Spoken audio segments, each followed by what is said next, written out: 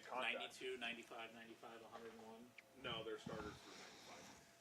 They have live guys at 95. Welcome back, everyone, to the Bellevue Bruins Sports Network as we get set to bring you game number 2, game number 4 of this 4-game set between the Dickinson State University Blue Hawks and the Bellevue University Bruins, coming to you from a cold Omaha, Nebraska. John Stella Field at Brown Park, 35 degrees. The temperature's been stuck pretty much at that mark all day long. But we've played baseball. Bellevue winning game number 1 today by a score of 8-1. Final game of the set. Bruins looking for the 4-game sweep. The Bruins now 19-9 overall, 7-0 in the North Star Athletic Association. The Blue Hawks now 3-23 overall, 1-6 in conference play. A chilly win for the Bruins in game number 3 of the series. What do you look forward to for game number 4, Chris? More of the same, to be honest with you. Bellevue's starting to play the way they should be playing, to be honest with you. The lineup is playing really well. They're putting a lot of good hits together. Obviously led the way by Ackerman, who went 3 for 4 again, and he's on an insane tear. And then I think I just looked it up in conference. He's hitting .523. And but what's crazy is he's not even leading the team in conference. Brendan Luther is leading the team and he went 2 for 4 and his batting average dropped to .583. So the top 2 hitters in this Bellevue lineup are Ackerman and Luther, and they're doing what they should be doing, as they're 2 of the best hitters in the country. Not only in the conference, they're 2 of the best in the country. I was curious of where they're at now after game 1. Ackerman's now hitting .419 on the year, going 3 for 4 again.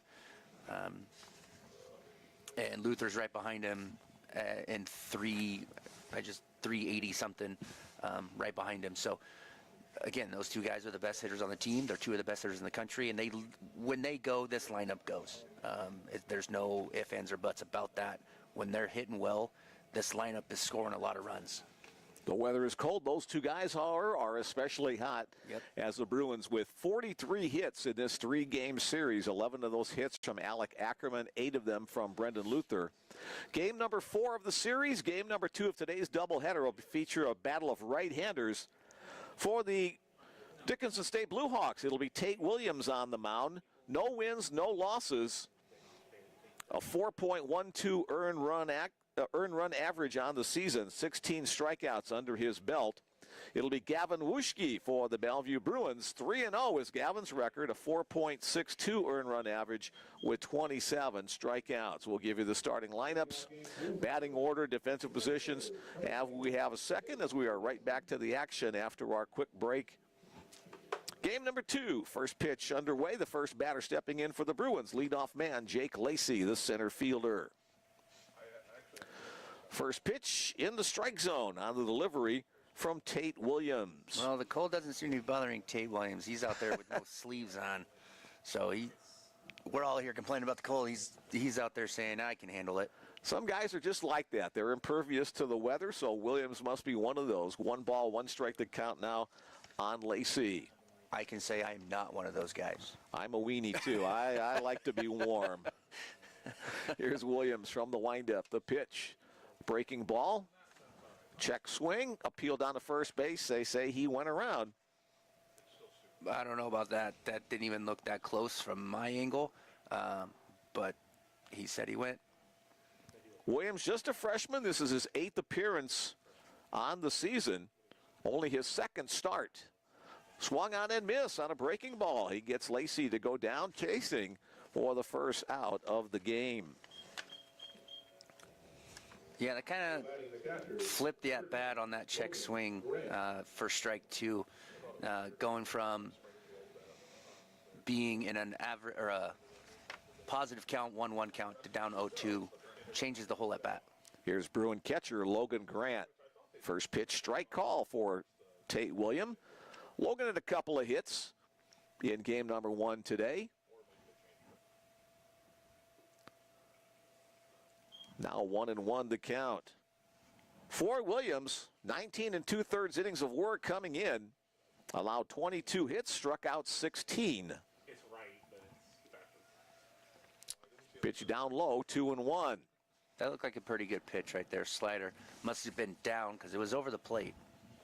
Grant a little bit of an advantage in the count now. Chases that pitch up in the zone, 2-2, evens up. Logan started his college career at Bismarck State College up in North Dakota. That pitch down low, count goes full. 2 years there, second year here at Bellevue. He was the North Star Newcomer of the Year last year in his first year in the purple and gold and white and black uniform of the Bellevue Bruins. Fouled out of play. Coming into today, Logan was hitting .367.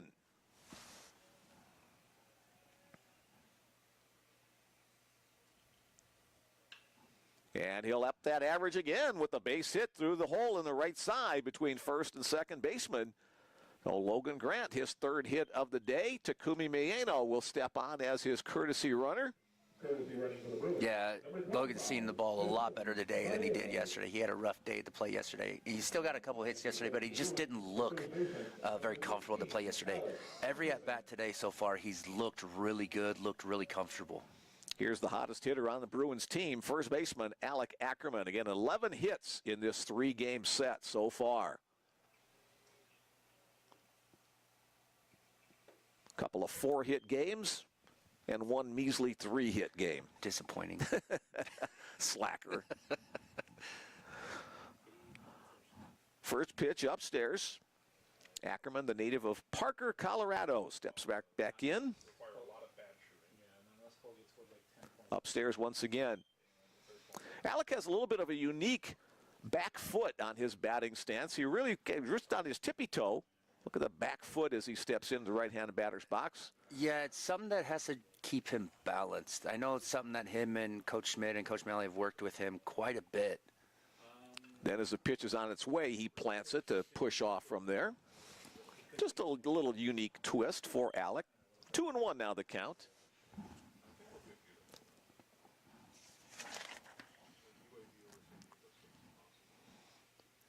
A double, 2 singles, and the run batted in game number 1 for Ackerman. Breaking ball misses away. Good plate discipline there to run it to 3-1 on the Bruins' 3-hole hitter. Look for a green light by Ackerman right here. If it's close to the zone, somewhere that he can handle, he'll be swinging. That pitch upstairs just a bit. And he'll draw the one-out walk to put runners at first and second. Takumi Mieno advancing down to second base in scoring position as cleanup hitter, left fielder Steven Elsner steps in. Elsner with only 1 hit, 1 out of 4 in game number 1, but that 1 hit was a big one, a 2-run home run in the 3rd inning that jumped the Bruins out to a 3-0 lead.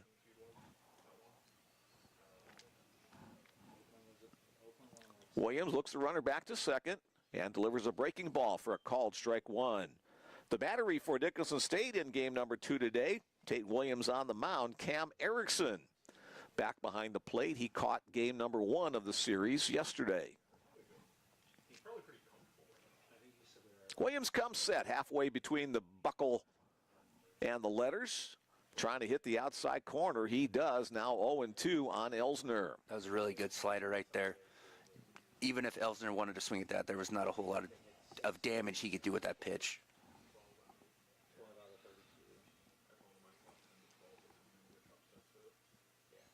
Catcher sets up on the outer half. Elsner is called out on a picture-perfect strike 3 on the outside black. Yeah, those last 2 pitches were to perfection by Tate Williams. Sliders right on the outside corner. Now, on that last one, Elsner's got to be at least foul it off. Can't really go down looking. He already called the one right before that a strike. So you know he's going to give it to him if it's there again. It might have been off, but if this umpire's going to give off, you got to adjust. Another hot hitter for the Bruins, shortstop Brendan Luther. He has 8 hits in this 3-game series. First pitch down low. And another RBI opportunity. I feel like every time he's been up, he's either been up to start an inning or he's been up with guys on base to drive him in. 2 hits in game number 1. Had a couple of doubles and 4 runs batted in earlier in the series. In that game 1 that really helped the Bruins get off on a winning note. Fouls that one out of play, opposite way. Again, hello to everybody and his family listening in the Toronto area. Got a text in game number 1. Wind continues to blow out of the northwest. So comebacker to the mound. Williams falling down, makes the glove hand catch and over to first base to retire Luther, to retire the side. No runs on 1 hit. There were no errors. 2 runners left on base in the top of the first. The Bruins failed to score. The Blue Hawks coming to bat. Mick Krupski and Chris Williamson with you on the Bellevue Bruins Sports Network. Thanks for joining us once again. The Bruins trying to go for the 4-game sweep of the Blue Hawks to stay perfect in conference play. On the mound for the Bellevue Bruins, Gavin Wuschke. No, I was just thinking about it. He'll get his warm-up tosses as the Bruins take the field behind him. Wuschke, a 6'4", 220-pound freshman from Regina, Saskatchewan.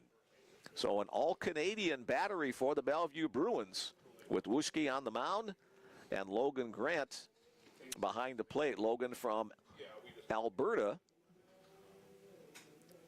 Setting the Bellevue defense across the infield. Alec Ackerman is at first base. C.J. Townsend at second. Brendan Luther at short. Nick Grade at third. Steven Elsner out in left field. Jake Lacey is in center and Anthony Lynn in right. Those are the Bellevue Bruins defensively. Here's a quick look at the Dickinson State lineup. We'll give it to you. Nathaniel Gillick will lead it off. Alberto Nieto batting second. Wyatt Wilharm batting third. Keanu Kalamai the cleanup hitter. C.J. Molina in the 5 spot. Cam Erickson is the 6-hole hitter. John Michael Gonzalez in the 7-hole. Batting 8th is Caden Finders. And batting 9th is Luke Clinton. All right, let's get back to the action here. Leadoff batter, left fielder Nathaniel Gillick. On the season, Bellevue hitting .342 as a team coming in. Dickinson State about 100 points lower at .248. First pitch from Gavin Wuschke, a fastball down the heart of the plate for a called strike 1. Reese Schlecht behind the plate as the umpire today in game number 2. Matt Krause doing the bases. Wuschke will work from the stretch. 1-1 now the count. Working from the first base side of the pitcher's rubber.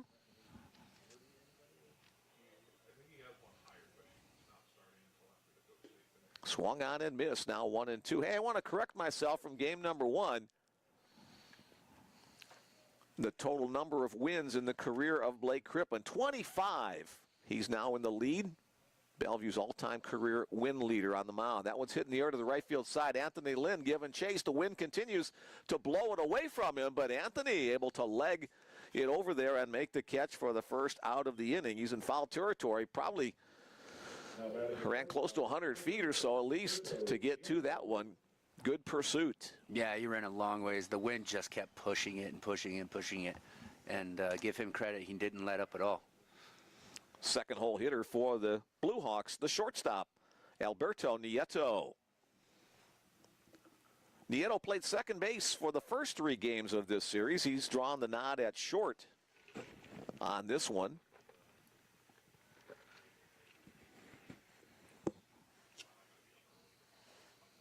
Fouled out of play.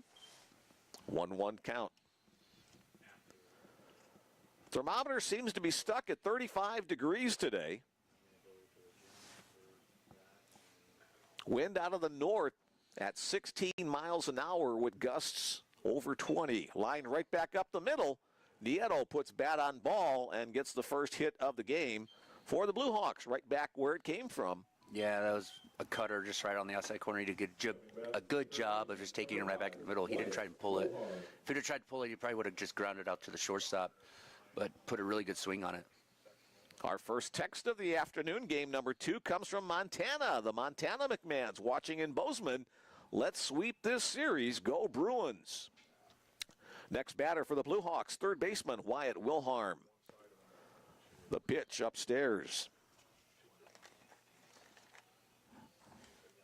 First 4 guys in the lineup have been the same for the Blue Hawks in this series. Jillick, Nieto, Wilharm, and Kalamayan.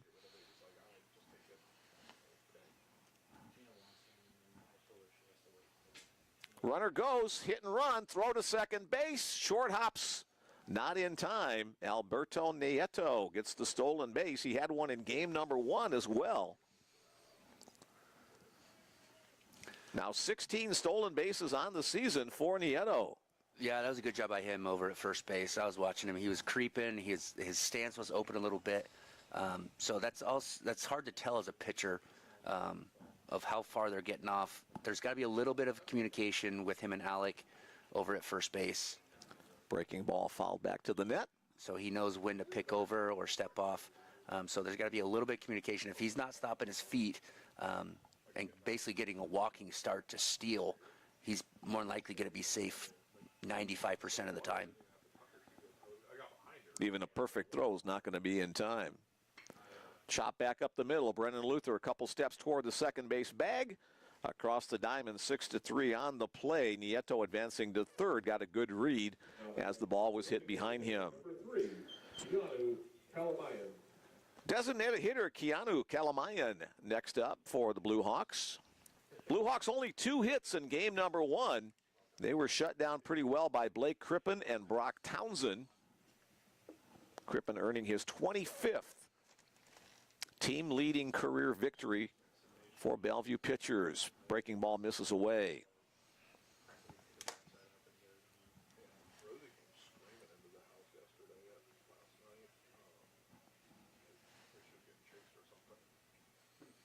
Good fastball there. Late on the swing, 1-1.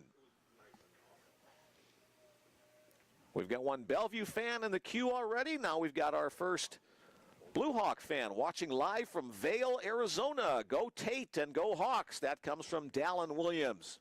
Third base, Nick Grade fields it. One hop throw to first. A nice pick by Alec Ackerman on the in-between hop to retire the side.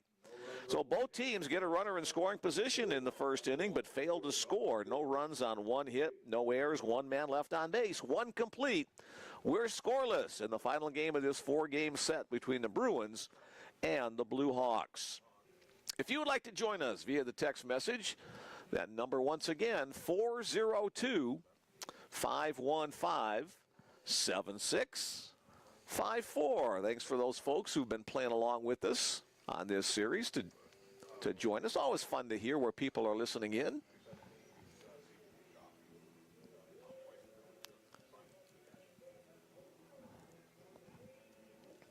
Back to the hill goes Tate Williams as he warms up for his second inning of work.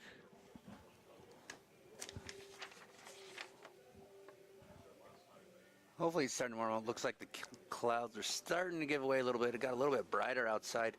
So hopefully it's starting to warm up for these guys out there.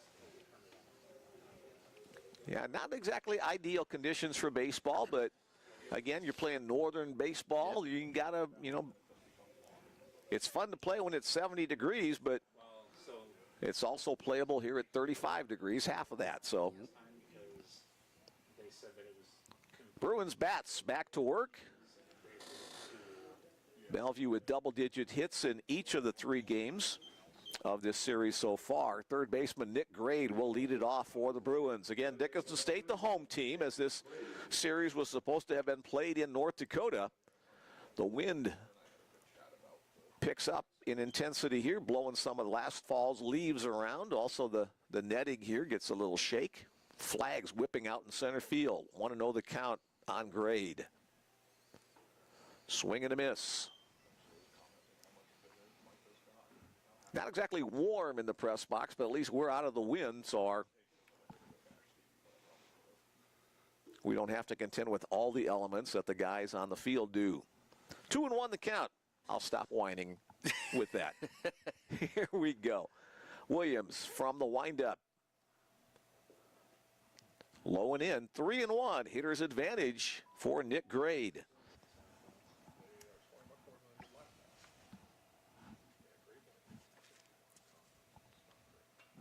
Fouled out of play, the count goes full.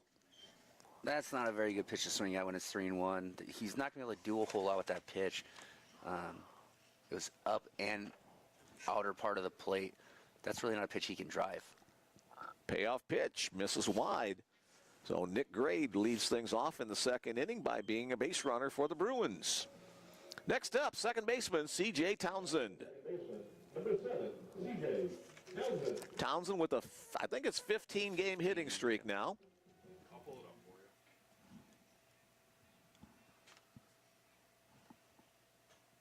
Hard to keep track. It changes every game. That's a good thing.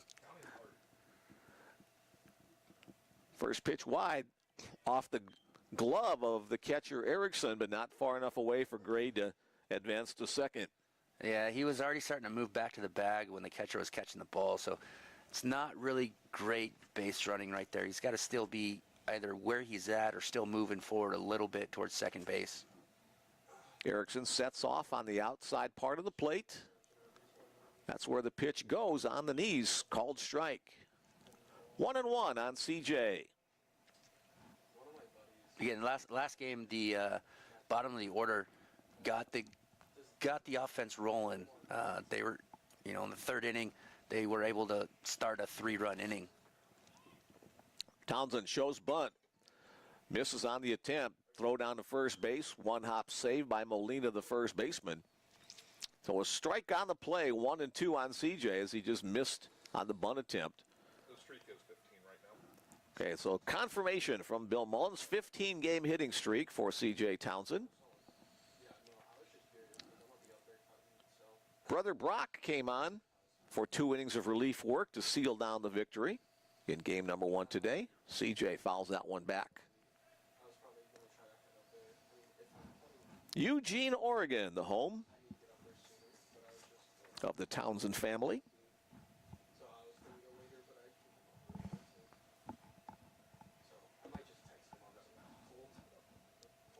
Again, Erickson setting up outer half behind the plate. Runner goes on the hit and run, swung on and dropped by the catcher. He'll tag CJ at the plate. So it'll be a stolen base for Nick Grade running on the pitch. And the strikeout is the first out of the inning. Yeah, it was a fastball up that he just was able to swing through. It was actually a good pitch to throw on to second base. Catcher just kind of dropped it on the transfer. Anthony Lynn, the Bellevue right fielder, next up. And Lynn will take that off the front shoulder. He'll get a black and blue way to reach first base. That won't feel real good on a chilly day like this, but It hit him in a good spot. It Yes. hit him up in the shoulder. There's a lot of meat there. It's not going to hurt as much. And it's still not going to feel good, but Yeah. it's not going to be as bad as if it was right on like the bone. Yeah. Here's 9-hole hitter Bryce Zimmerer getting the DH nod today in game number 2. Tyler Monroe filled that spot in game number 1 and went 1 for 4. First pitch swinging, fouled on the first base line past associate head coach Mitch Schmidt does the first base coaching job. Head coach Dwayne Monlex over on the third base side flashing some signals for his base runner and batter.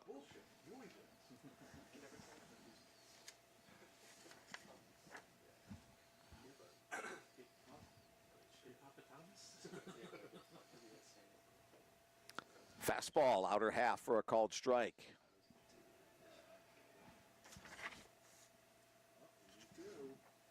Yeah, that pitch almost looked like it had cut action on it.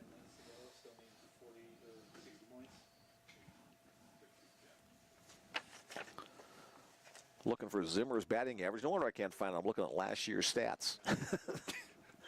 Duh. Pitch low. 1 ball, 2 strikes to count on Bryce Zimmer. .288 his batting average on this year.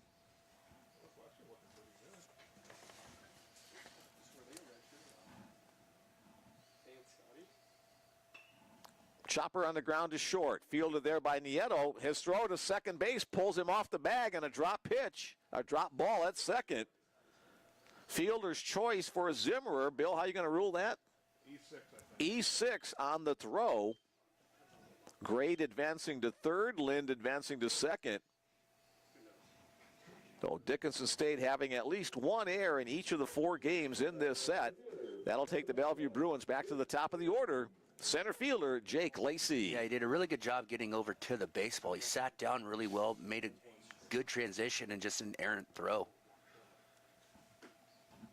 Caden Finder is playing second base this game for Dickinson State. Couldn't pull that one in. First pitch swinging, foul out of play by Lacey.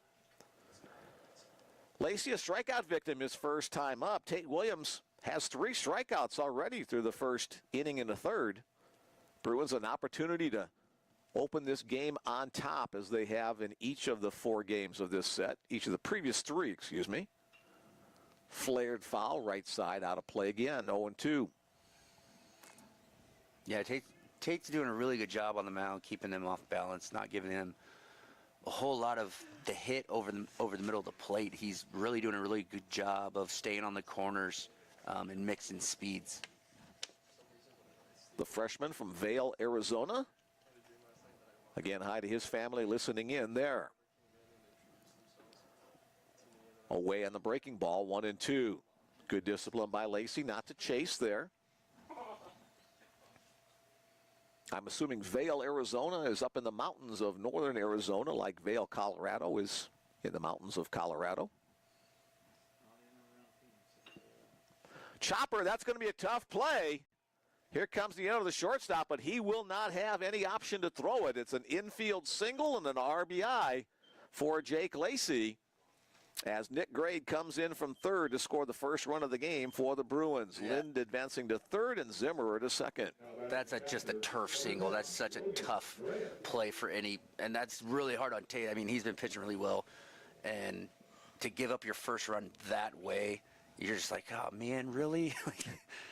Bases are still loaded. Logan Grant steps to the plate. Logan hits the ball in the air, got under it. It's going to stay on the infield. Molina at first base in foul territory will make the catch. Logan a little frustrated with himself on that one as he got jammed on the pitch for the second out of the inning. But that's the first time today he's really attacked a pitch on the first pitch that wasn't right down the middle. Every other time he's seen a couple pitches, he's been very patient. That one, he kind of was reverted back to how he was yesterday. Here's first baseman Alec Ackerman. Opportunity for Alec after walking his first time up. Bases juiced with 2 outs. Bruins up 1-0. Williams comes set just above the belt. Fastball way wide. Erickson has to stretch out that arm to make the catch. I'm not gonna lie, if I'm Dickinson's coach or even Tate, I'm not gonna be upset if I end up walking him. That way you only allow 1 rather than the possibility of the way he's swinging 2, 3, or even 4. Here's the 1-0 delivery. On the knees, 1-1 for the called strike. But he's not backing down. He's going right after him.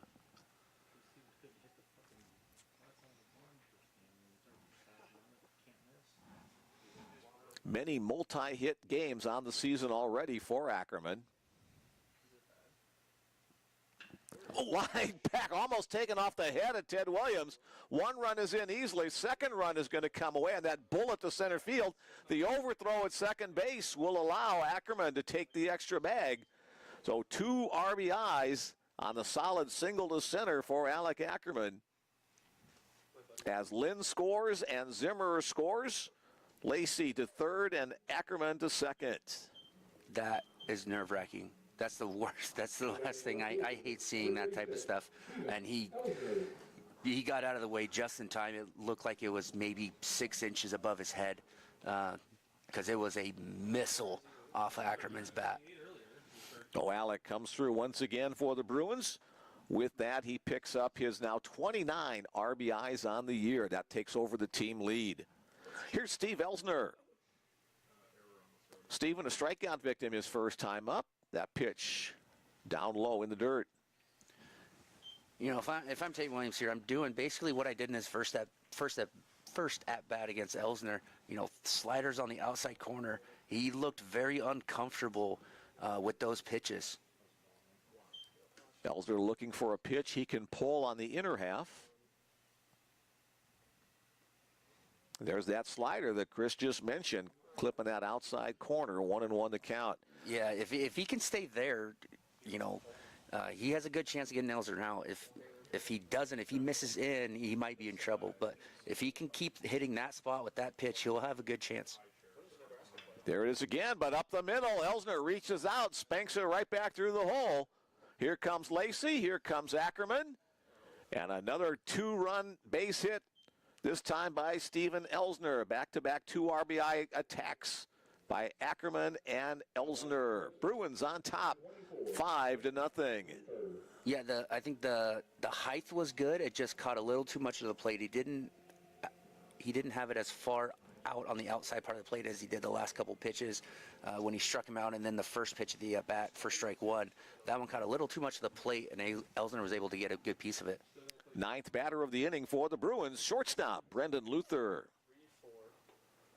Pitch a little bit up, ball 1. So the Bruins bat around in the second inning.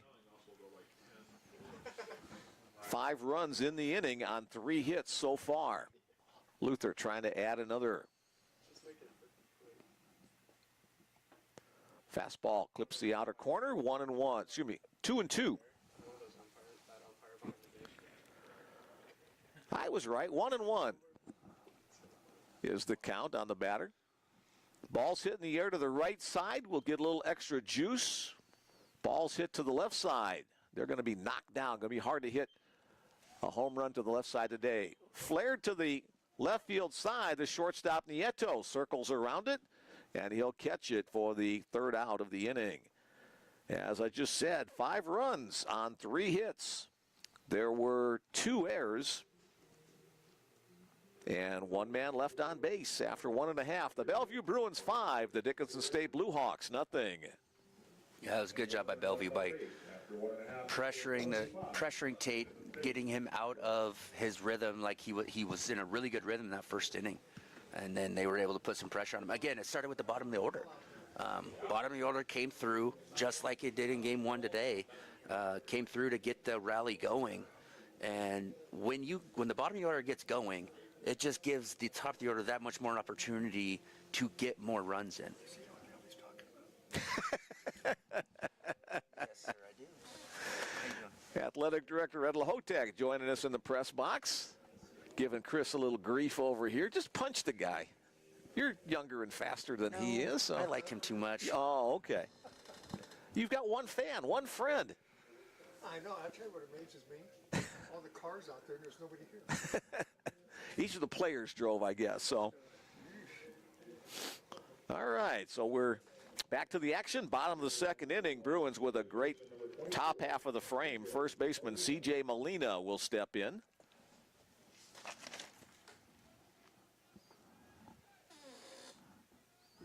Gavin Wuschke back to the mound for his second inning of work. A little flare to the left field side. Off the bat of Molina will drop for the base hit. Second hit of the game for the Blue Hawks as they try to battle back in this one.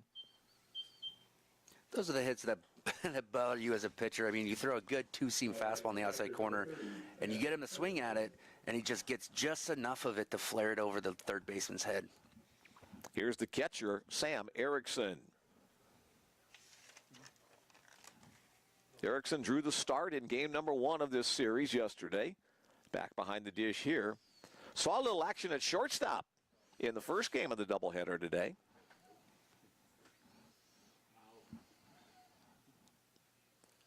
Bruins looking to turn a double play on a ground ball. Swung on and missed. Good pop on the fastball. 1-1 the count on Erickson.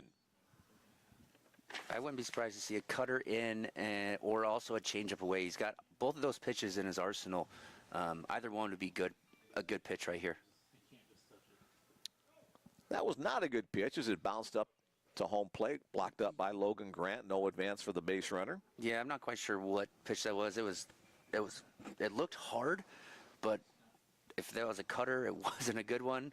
If it was a changeup, it wasn't a good one. No matter what, I mean, threw it 58 feet. So Not always the easiest thing to pitch on a cold day. That one's hit well into left center field. However, Steven Elsner held up a little bit by the wind. Elsner able to get over there to make the catch for the first out of the inning. yeah, that ball was actually hit pretty hard. If there's no wind, that's probably close to the track, if not the wall. But the wind held it up pretty easily and made it an easy play for Elsner. Next up for the Blue Hawks, right fielder John Michael Gonzalez.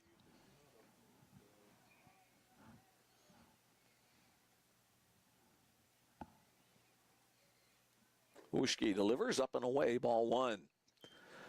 Bellevue rated number 15 in the NAIA Coaches Top 25 poll this week. They started the preseason poll, the number 7 spot.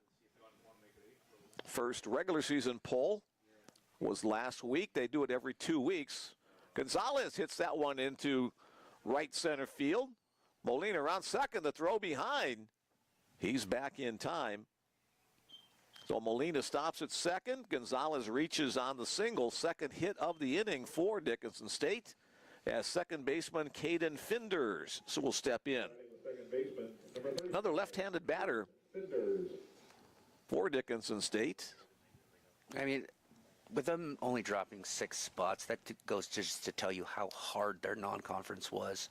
You know, their preseason games were, I mean, they played so many top teams, Bellevue did, that, you know, and they lost 9 of them. And they only losing 6 spots in the polls as their strike 1. That just goes to show you how hard of a schedule they've played so far this year. And that the NAIA coaches who do the voting respect that tough schedule. Yes.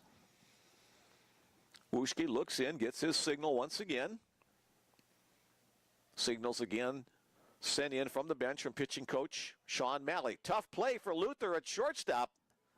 And Finders will reach on an infield single and load the bases. Again, another good pitch. It was a breaking ball in on his hands. It just hit so soft in no man's land that Luther didn't even have a play anywhere. You know, the bases are loaded, 1 out as Dickinson State tries to battle its way back into this one, trailing 5-0. Here's the center fielder, Luke Clinton. First pitch fastball for a called strike 1 at the knees. You know, they did that in game 2 yesterday. Bellevue jumped out to a 3-0 lead. They came right back, scored 3 in the bottom of the first. Now, granted, Bellevue kept scoring. Clinton had the only run batted in game number 1, his sacrifice fly. The only run Dickinson State able to score, behind in the count now 0-2 after that nice breaking ball from Gavin Wuschke. Little flare on the infield, and it's going to wind up in foul territory. Logan Grant didn't see that one off the bat. Got a late start. It just drops harmlessly in foul territory. Yeah, I think if it was Saudi, he would have caught it easily, but I think he lost it. Wuschke was trying to yell at him and point to where it's at, but it's really hard as a catcher to really, because you want to look straight up. You're not really looking out in front of you. Gavin working from the stretch. Bruins looking for a strikeout or a double play ball. That one misses wide. 1-2 the count on Clinton. Played a couple of outfield spots in this series. Chopped foul to stay alive. If I'm Wuschke, I'm looking for that double play ball right here. That way you're not turning the lineup over, getting back to the top of the order with the bases loaded. When the top of the order comes up, you want to face him with nobody on base because he's one of their better hitters. So you want to see double play. Swung on and missed. I think I did that to you. Puberty hitting at age 69. The strikeout is the second out of the inning. First strikeout of the game for Bruin right-hander Gavin Wuschke. That'll take the Blue Hawks back to the top of the order. Left fielder Nathaniel Gillick. He flew out to right his first time up. Wuschke's got to really buckle down right here. Back pick. That one goes into right field. A throwing error against Logan Grant. 1 run will score on the throwing error. E2 on the play allows C.J. Molina to come in. Bruins trying to make a play happen on defense, but it backfires as that throw well wide of the mark at first base. I'm not a huge fan of that. I get taking chances, but, you know, you have 2 outs, bases loaded. You don't want to give them a free run to give them any sort of life. Make them earn their runs. 2-0 on the count on Gillick. So that throw is just an unnecessary risk. I mean, if it worked, great, big momentum play, but the risk of an error happening is greater than anything good. Wuschke trying to come back now against Gillick. That pitch misses up, 3-0. And in Dickinson State, we talked about this yesterday, an ugly record, 3-23, but they play like a team that has a much better record. I mean, they don't give up on any games. They stay competitive all the way through. There's a strike called. Yeah, I mean, like I talked about before Game 1, or in the middle of Game 1, I guess, because we had no power before Game 1. They had the lead through 4 innings in Game 1 yesterday. So, and that'll be a ball 4. So the bases will be loaded once again on the walk to Nathaniel Gillick. They're very capable of putting a game together and beating a team that, in all reality, they shouldn't be able to beat. I mean, that's baseball. And right now, Bellevue put up 5, that one swing away, and they're back to tying the game. So that's what they do. Alberto Nieto, the shortstop, takes a pitch wide, ball 1. Nieto got the first hit of the game for the Blue Hawks, his first time up, then stole second, but was stranded there. Yeah, I mean, you give up 5 runs in this inning, you've lost the first 3 games of the series. They could have just hung their head and said, all right, well, let's start thinking about heading back home to North Dakota. But they've battled back here in the second to put a run on the board and have another opportunity with the bases loaded and 2 outs. And in my opinion, the 4th game is always one of the hardest games to win in a 4-game series, especially if you've won the first 3. And Nieto takes that one off the body on a fastball that tailed in on him, so he'll get credit for a run batted in on the bases loaded, hit by pitch. John Michael Gonzalez steps on home plate. Caden Finders advances to third. Nathaniel Gillick to second. And Berto Nieto on first. Especially if you've won the first 3, the last 2 they've won pretty easily, and Bellevue had to come back to win the game 1. But, offense is playing really well right now for Bellevue. This game is really, it's going to be the hardest one mentally because it's cold. It's the last game. You're done after this. You don't have to play again for a couple of days, if not a week. And you just kind of want to get out of here, get this game out. You were winning 5-0, so now you're like, okay, here we go again. And you kind of start to lax a little bit. Wuschke starts to lax a little bit on the mound. Okay, I have a 5-run lead. I can not staying completely locked in, and that's when a team like this can come right back and get right back into the baseball game. And right now, that's what they're doing. Third baseman Wyatt Wilharm next to bat for the Blue Hawks. There's a breaking ball in the zone for a called strike 1. Talk about pitching in cold weather. How do you maybe try to compensate for cold weather? The ball's cold, your hand's cold, your fingers are tight. What are some things you might be able to do? Chopped on the ground to second base. C.J. Townsend gloves it on the money to first. 4-3 on the play. We'll get back to that thought in just a second. 1 run on 3 hits. There was 1 error and 3 men left on base. After 2 innings complete, the Bellevue Bruins 5 and the Blue Hawks of Dickinson State 2. Sorry, I said 1 run. They scored 2. Talk about cold weather pitching, things you might do to compensate. Well, like when you're actually on the mound, when you're on the mountain, I mean, there's a lot. I always wore sleeves. I wore sleeves even, it didn't matter the weather. I always wore sleeves just because I'm weird and that's what I did. But there's a lot of moving around. There's a lot of blowing on your hands, hands in your throwing hand in your pocket. I want to move as quickly as possible. For one, I can stay warm. 2, my defenders can stay warm. They don't have to stand there and have to shiver while I'm sitting there waiting 20 seconds, 30 seconds to throw a pitch. I wanted to move as fast as possible for everybody. And now, pitch-wise, it kind of depended on how my hand felt. When it got really cold, my hand felt like it's weird, but my hand felt like it would shrink. Obviously, that's not the case.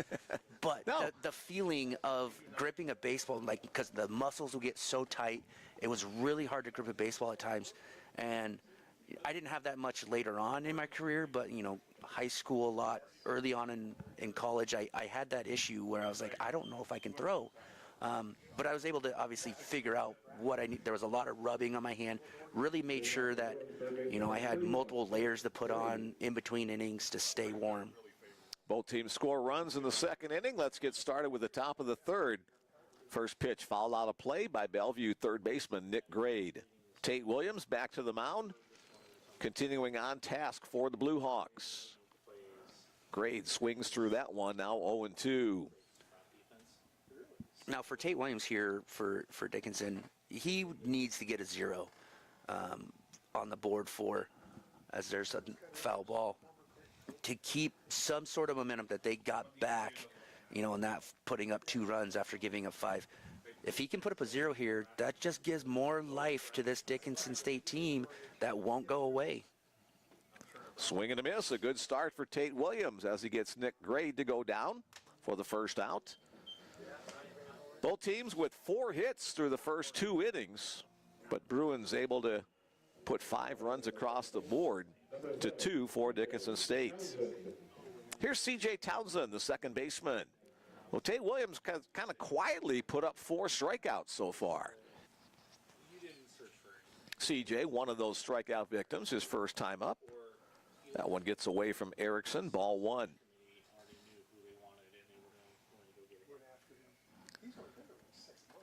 Bellevue averaging over 7 runs per game on the season. Dickinson State right at around 4 runs per game. There's a strike called on the knees by home plate umpire Reese Schlecht. Now 2-1. It's almost like he's starting to quick pitch a little bit, get at breaking CJ's rhythm. He's going pretty fast. Well, they must have been pretty. Down low for a 3-1 count. So either CJ's got to call time and make sure that he's in the box, comfortable, ready to go, to get Williams out of that rhythm, or he's just got to get ready to go. Chopper into the hole. Backhand stop by Nieto. Long throw and a bang-bang play at first, but just in time with the throw. Berto Nieto, the shortstop, with a nice defensive play for the second out of the inning. Yeah, that was a nice, you said it, that was a nice defensive play. It was ball in the 6 hole. He was actually able to get around it to go forehand instead of backhand, and then he made a really strong throw from the 6 hole to get CJ out at first base. Right over the top on that throw, too. A lot of times shortstops will kind of sidearm sling it, but got on top to make a strong throw. For the Bruins, right fielder Anthony Lynn. He was hit by a pitch the first time up and came around to score one of those 5 runs in the second inning. None of us. In the zone with that pitch. Supposed to do that during the between games.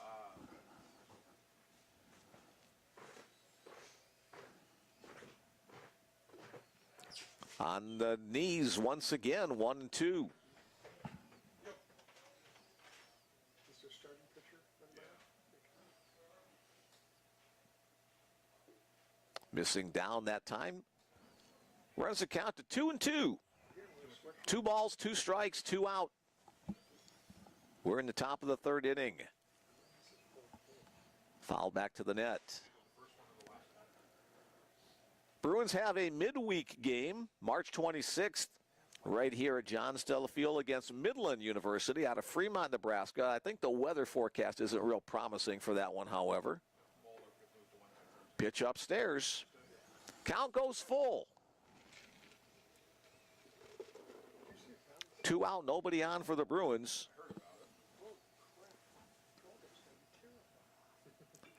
Little chopper up the first base side. That's a foul ball. Yeah, that was a good job right there. Just foul it off and get another pitch. Bruins did not go down in order in any of the 7 innings in game number 1. But the first 2 are out here in the third. Lynn trying to prevent that 1-2-3 from happening. Foul out of play once again. Fastball in right there. I would almost look slider away off the plate to try to get a good swing and miss.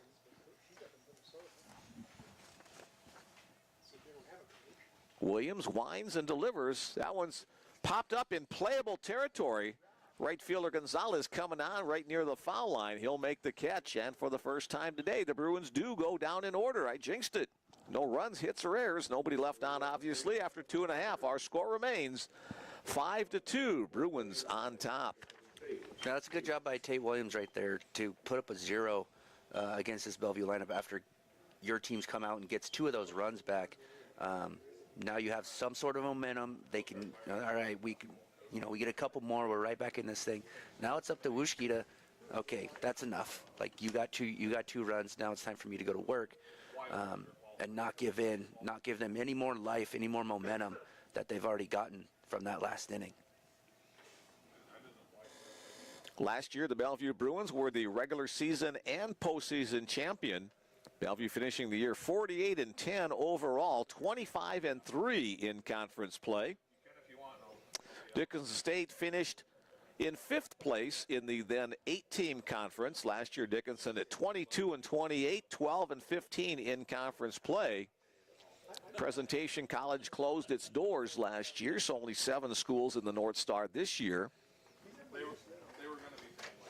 Bellevue projected once again to be the top team in regular season play.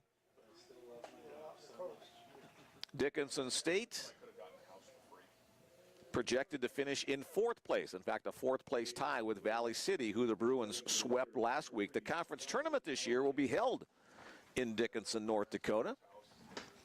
Leading off the bottom of the 3rd inning, here's the DH, Keanu Kalamayan. Hit to the right field side. Anthony Lind has to make an adjustment, and he'll collect it for the first out. 1 pitch, 1 out. That's efficient. That's a good job going on the attack with probably their best hitter in their lineup. Did a really good job just to go on the attack, make him beat you. He's not going to hurt you if he hits it out. Great job right there. C.J. Molina next up for the Blue Hawks. Breaking ball in the zone, getting ahead of the first 2 hitters. Yeah, it almost looked like a changeup, kind of slowed way down velo-wise and ran away from the left-handed hitter. Upstairs on that one. Okay, I was wrong again. Vail, Arizona is on the outskirts of Tucson, not up in the mountains. So my wife and I were just down in Tucson a couple of weeks ago visiting some friends there. I know whoever I picked, I have them losing the next round. In Marana, I think is how it's pronounced, one of the other suburbs of Tucson. 1 ball, 2 strikes to count now on Molina. He singled his first time up and scored the first run of the game for the Blue Hawks. Swing and a miss. Nice change of speed and change of movement on that pitch from Wuschke. Yeah, that looked like a slider down and in, just kind of right at his back foot. He got a good swing over the top of it. Second strikeout of the game for Gavin. Next man he will face is the catcher, Cam Erickson.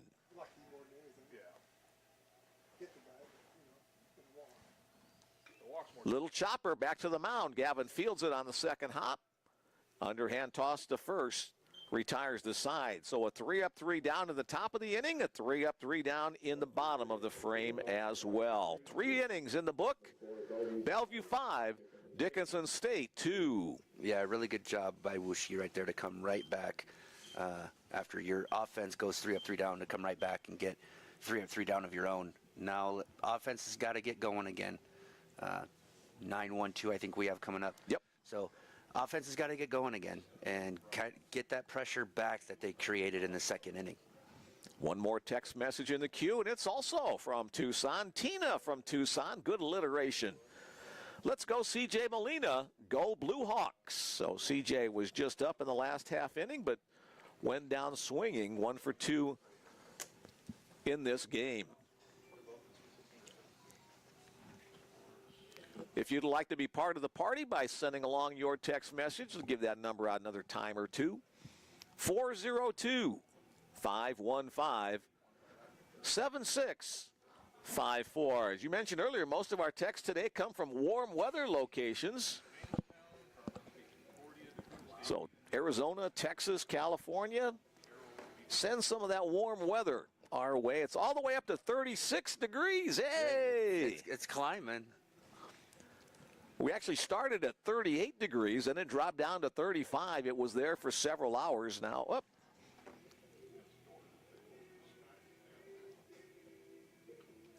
Wind out of the north at 18 miles an hour steady with gusts higher than that. So a chilly day to be playing baseball. Everybody's got a couple of layers on. Heaters in both dugouts, heater in the press box. As we get ready for the top of the fourth inning. Designated hitter Bryce Zimmer reached on a fielder's choice his first time up today. Leading off the board for the Bruins, the designated hitter, number 12, Bryce Zimmer. Bryce, the Creighton, Nebraska native.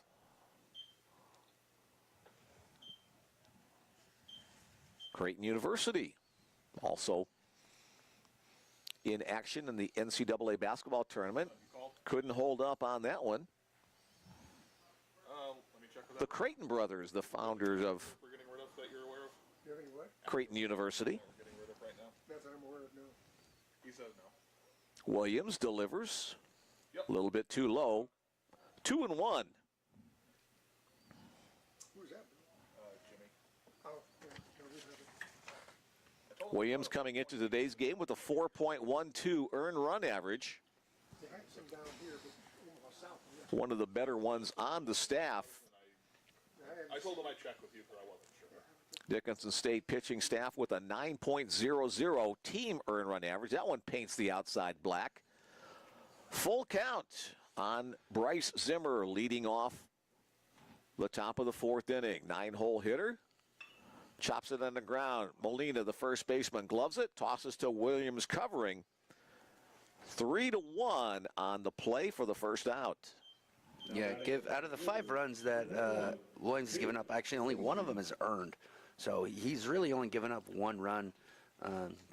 Defense with those 2 errors have kind of let him down a little bit in that second inning, but he's done a really good job. He's retired now 4 in a row, or 5 in a row if you go back to the end of that second inning. So he's done a really good job of settling back down. Top of the order for the Bruins. Here's Jake Lacey. Third time through for the Bruin batters, facing against Tate Williams. They all suck, so I don't know. Breaking ball just misses the inside corner. You know, the only issue that he might have moving forward is his pitch count's getting up there pretty good. He's already at about 80 pitches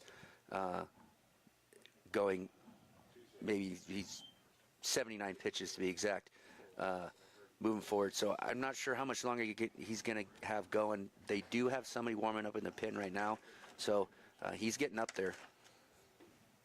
Fastball. 2-2 the count on Jake Lacey. Jake has had at least 1 hit in each game of this series. A couple times he's had multiples. Full count here. 1 out, nobody on. And that pitch misses low, so Jake will be a base runner. 2 of the 3 times he's been on today, single and a walk in his last 2 appearances. Here's Logan Grant. Logan with the single his first time up, pop up his second time. Again, but hopefully he's seeing it better. You know, he's a little bit more patient. Make sure he doesn't swing at something that he is out of the zone. Up and away, ball 1.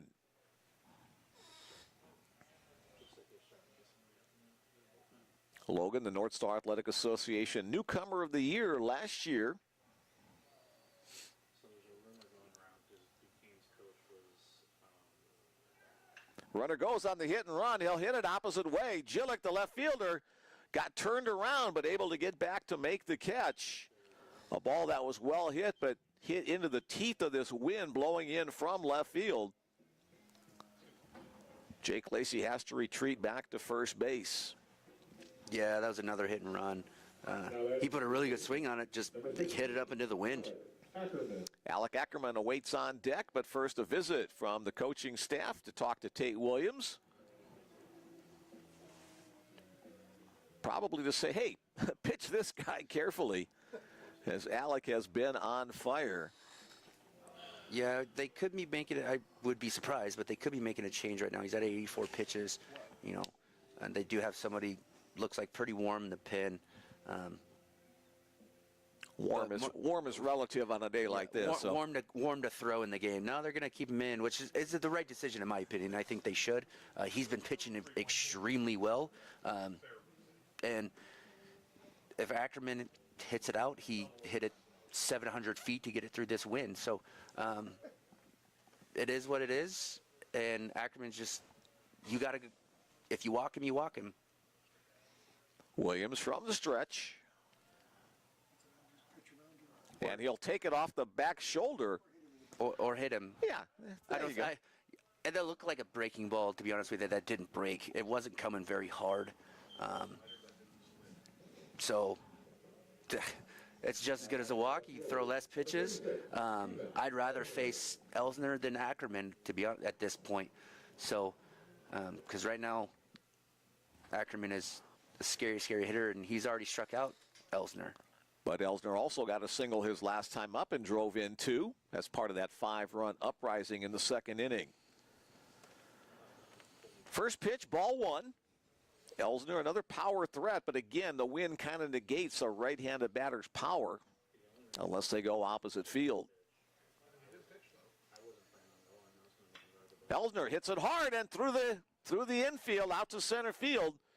Here comes Lacey around third base. He will score standing up as Steven Elsner drives in his 3rd run of the game with that single, scoring Lacey and advancing Ackerman to second base. So the Bruins cash in once again, now a 6-2 lead.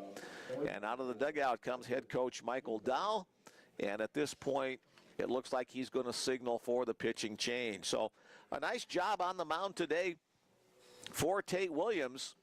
But the Bruin batter's able to get some well-timed base hits. And he'll leave on the short end of a 6-2 score. No, he pitched really well. I'll give him all the credit in the world. He threw pretty well. To hold this team to only 2 earned runs, this lineup, that's a fantastic. He kept his team in the game. That's his job. But this lineup just keeps going at you and keeps attacking and keeps putting pressure on you. They don't stop scoring. When Bellevue's lineup does this on a regular basis, they're very hard to beat. Just they pressure, whether that's bunting, hitting and running, middle of the lineup hitting home runs, hitting doubles. Now let's be honest, Ackerman's not going to stay this hot for the rest of the year. Why not? But that helps too. So I mean, he's not going to. Yeah, him and Brendan Luther aren't going to stay. You know, they're not going to get 20 of the team's hits for every single series that they play in. They could. That is a realist. They could, but that's unrealistic. To have somebody get 12 hits in a 4-game series, that's just insane. And so this lineup just keeps putting pressure on you, and when they do that, they're going to win a lot of games. Jackson Schabel comes on in relief for Dickinson State. Schabel, a junior, 5'10" out of Billings, Montana. So another Billings, Montana guy in the ballpark today on the mound. This is the 9th appearance on the year for Schabel. He started 3 games, the other appearances in relief, 13 innings of work, has allowed 29 hits, has struck out 9 and walked 16. Denley's going today. Was he in today? No, he's up at the Nationals. Oh, that's right. I'm not sure if he went Cody or not. So Brendan Luther stepping in. He'll be the first Bellevue batter to greet Oh, I think he said he was only going up for a couple. Jackson Schabel. But he may. Ackerman at second, Elsner at first. As Luther awaits the first pitch down low. Not the fastest of base runners on for the Bruins, but they can get the job done. No, Ackerman's actually a really good base runner. Yeah, he's not Tyler Monroe or Bryce Zimmer speed, obviously, but he's actually a really good base runner. Yeah, to be a good base runner, you don't always have to be super fast. Just have to be smart. Grounded to second base. Gloved over there by Finders. His throw on to first base. So Jackson Schabel comes in and gets the job done in relief. The Bellevue Bruins pick up 1 run on 1 hit. There were no errors and 2 left on base after 3.5. The Bruins lead it by a score of 6-2. All right, from Coach Richard from the Sun Belt College League in Tucson to all of his Arizona boys, keep on grinding. All right, Coach Richard, thanks for joining us today on the Bellevue Bruins Sports Network. Here's another one. Can't send any warm temps from Montana, but sending warm wishes for a good game. Going good. Let's see you all come all home now, Jake. That's from Grandma, who is watching. And one, the Brendan Luther's family saying, okay, Brendan, time for a home run, but unfortunately, Brendan a ground out this time up as the side is retired. But thanks for joining us from Toronto on the Bellevue Bruins Sports Network. Mick Krupski doing the play-by-play. Chris Williamson doing the color commentary. Athletic Director Ed Lahotek looking on over our shoulder so we don't say any profanities or things like that. So, Yeah. haven't said any profanities on air, at least, in 16 years of doing this. So, yeah, knock on wood here, yeah, off the top of my head. You just jinxed yourself. Yeah, so now here it comes. John Michael Gonzalez will lead things off for the Blue Hawks in the bottom of the 4th inning. First pitch from Gavin Wuschke, a fastball in the zone. Good start for the Bruin right-hander. 6 runs on 5 hits for Bellevue, 2 runs on 4 hits for Dickinson State to this point of the game. Just off the outside edge, 1-1 to count. Thanks again for everybody for sending in their texts throughout the series. Always fun to know where people are listening in and have you share in our broadcast as well. Low and in, 2-1.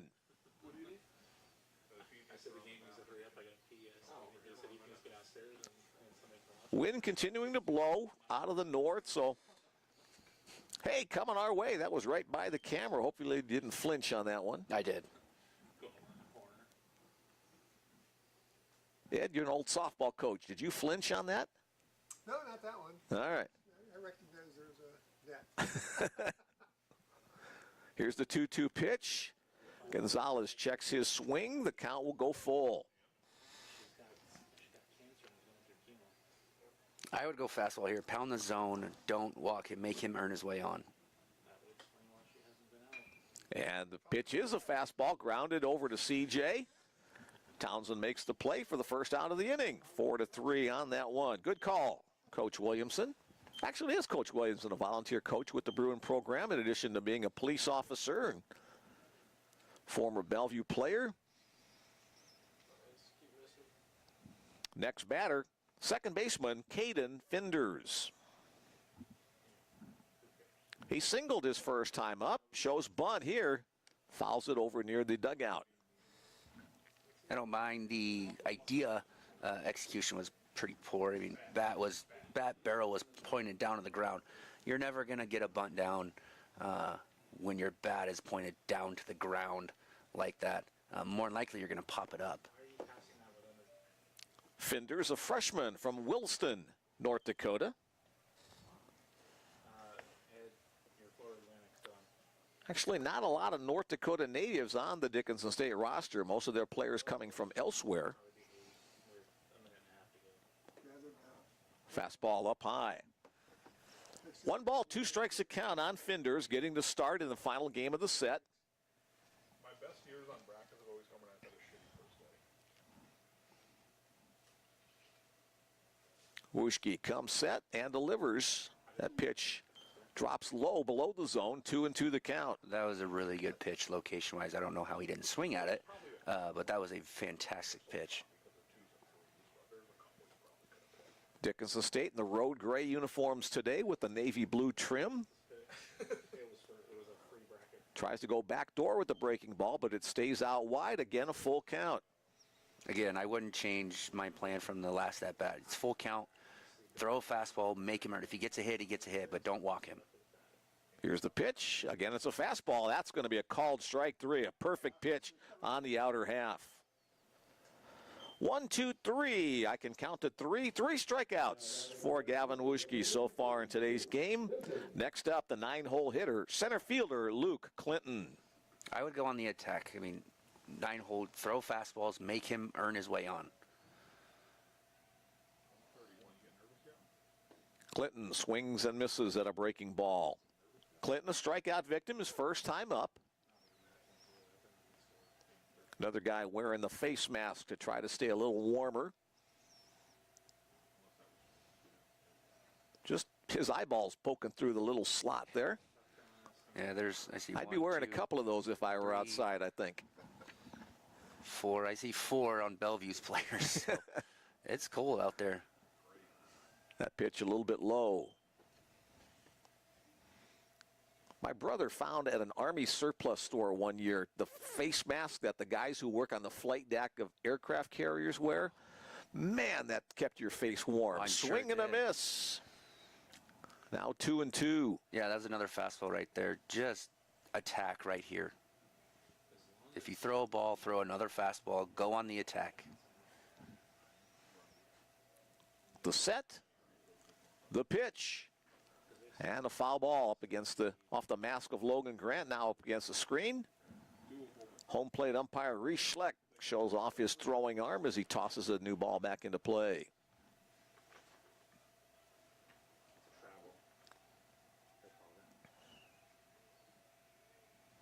We'll do the 2-2 once again.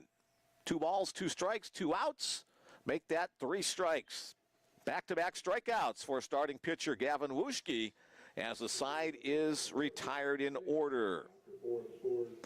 7 consecutive set down by Wuschke as we head to the top of the 5th inning. It's 6-2. The Bellevue Bruins lead the Dickinson State Blue Hawks. Yeah, he's doing a good job. He's attacking when he needs to attack. I think he's trying to get a little bit too cute ahead in the count, throwing breaking balls because, you know, I'm looking down there and he's shaking quite a few times, so I don't know if he is, if Coach Malley's calling in shakes or if he's shaking what Coach Malley is calling in, which they have the freedom to do. Don't get me wrong.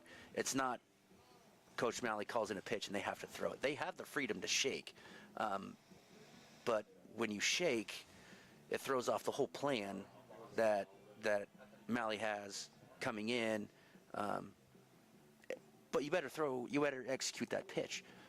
If you shake, that's fine. Just execute that pitch. Does he ever get mad at pitchers if they shake him off too much? He'll have a conversation with them. He will. He won't get mad per se. And I never got mad either. Because they're the one throwing the pitch. They have to be comfortable with with what pitch they're throwing. My only thing is have a reason of why you shook to that and execute that pitch. And I know that's Coach Malley's reasoning as well.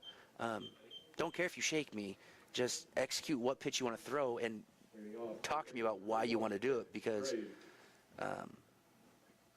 you're going to have to be accountable for it. Yeah.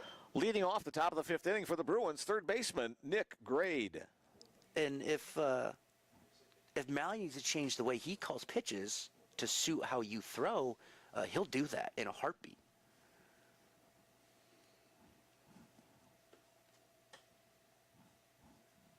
Third time in today's game that Grade has led off an inning. Fun fact to know and tell. Nick hitting in the 6th hole in the Bellevue lineup. He's led off the 2nd, 3rd, and now 5th inning. That's not a fun fact that you want to share to Brendan Luther, who hits in front of him. So here's the 2-1 pitch on its way from Jackson Schabel. Down low now, 3-1.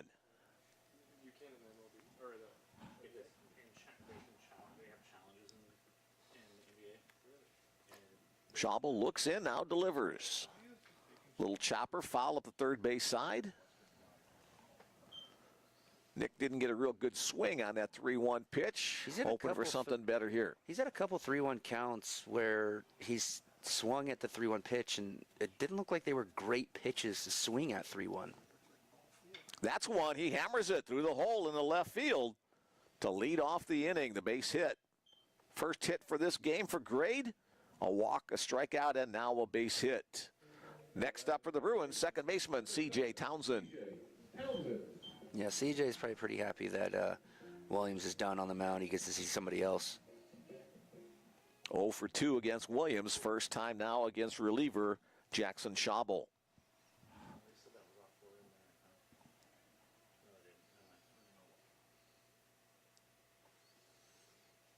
First pitch called strike one. They said we're supposed to see some sun later in the day today, and the clouds are a little bit lighter, but they're still pretty overcast. Yeah, I don't think the sun will actually come out today. The sun will come out tomorrow. Second day in a row I've sung on the air. Boy, I'm sorry about that, everybody. Popped up on the infield. Who's going to take charge of this wind-blown fly ball? Looks like Nieto, the shortstop, will glove it. Just a couple of steps on the second base side of second base. Going 0 for 3 day thus far for CJ. Anthony Lynn. As Anthony Lynn steps in. Lynn was hit by a pitch his first time up, then flew out to right field his second plate appearance.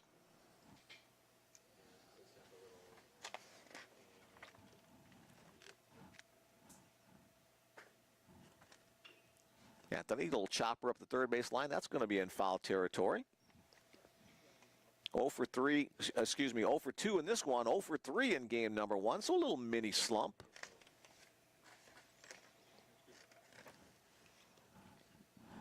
Lind, a very consistent player for the Bruins last year.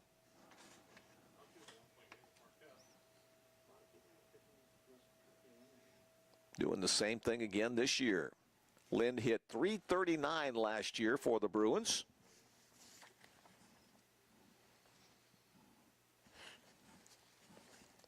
This year, below the 300 mark overall.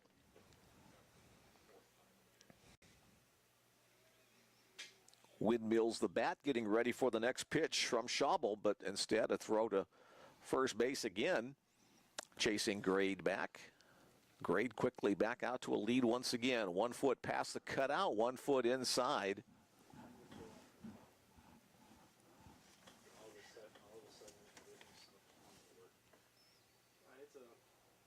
Long hold by Schabel, now delivers. Almost looked like the catcher Erickson wanted a pitch out on the play as he jumped up. As the pitch was on its way, the pitch almost drifted back over the zone. I think so. I think that was like what you consider like a pitch out. But here's a good count for a hit and run. 2 stolen bases on the year for Grade. He's on the move. The ball hit through the middle. Nick round second base on his way to third after the single up the middle by Anthony Lind. Bruins almost hit themselves into a situation where they could have fielded the ball up the middle. Yeah, I mean, it got through, but that could have been because with them moving at first, you know, both middles are going to cover the bag. They could have easily just ran into a double play right there, which, I mean, it got through, so it worked out perfectly. That's like the 5th time, I believe, that Coach Monlux has called a hit and run, and I think that's the first one they've actually executed. Last week against Valley City, the Bruins were like perfect 4 or 5 times in that series. Here's Bryce Zimmer, the Bruins DH, with Bellevue runners at the corners. 1 away in the inning.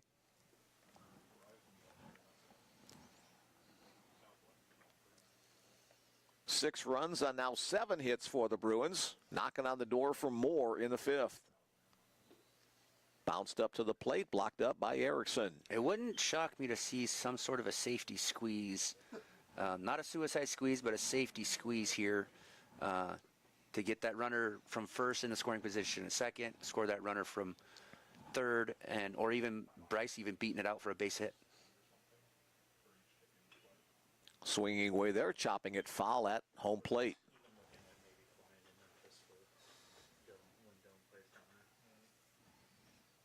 Two and 1 the count on Zimmer.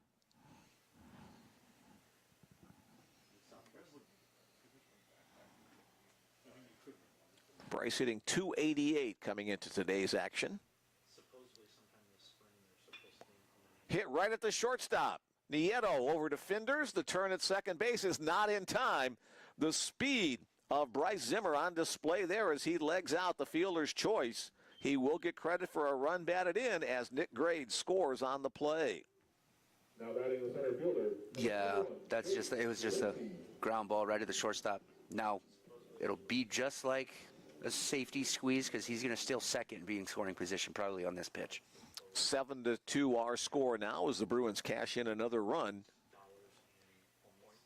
Bruins have scored in 3 of the last 4 innings. Just as you called, Zimmer on the move. The little flare off the end of the bat, however, by Lacey goes to Molina at first. Again, he'll pick it up and step on the base. Molina's getting a lot of action at first base, fielding ground balls this entire series. That's not very good discipline right there by Lacey. I mean, Bryce had that bag stolen. First pitch of the at-bat, even if it's a strike, take it, get him in scoring position so you can see more pitches to possibly drive in another run, rather than jumping on that first pitch to take away, to get yourself out of the inning. 1 run on 2 hits, no errors, 1 left on base as the Bruins finish up the top of the 5th. We head to the bottom half. Starting pitcher Gavin Wuschke back onto the mound for the Bruins. How many pitches did you throw?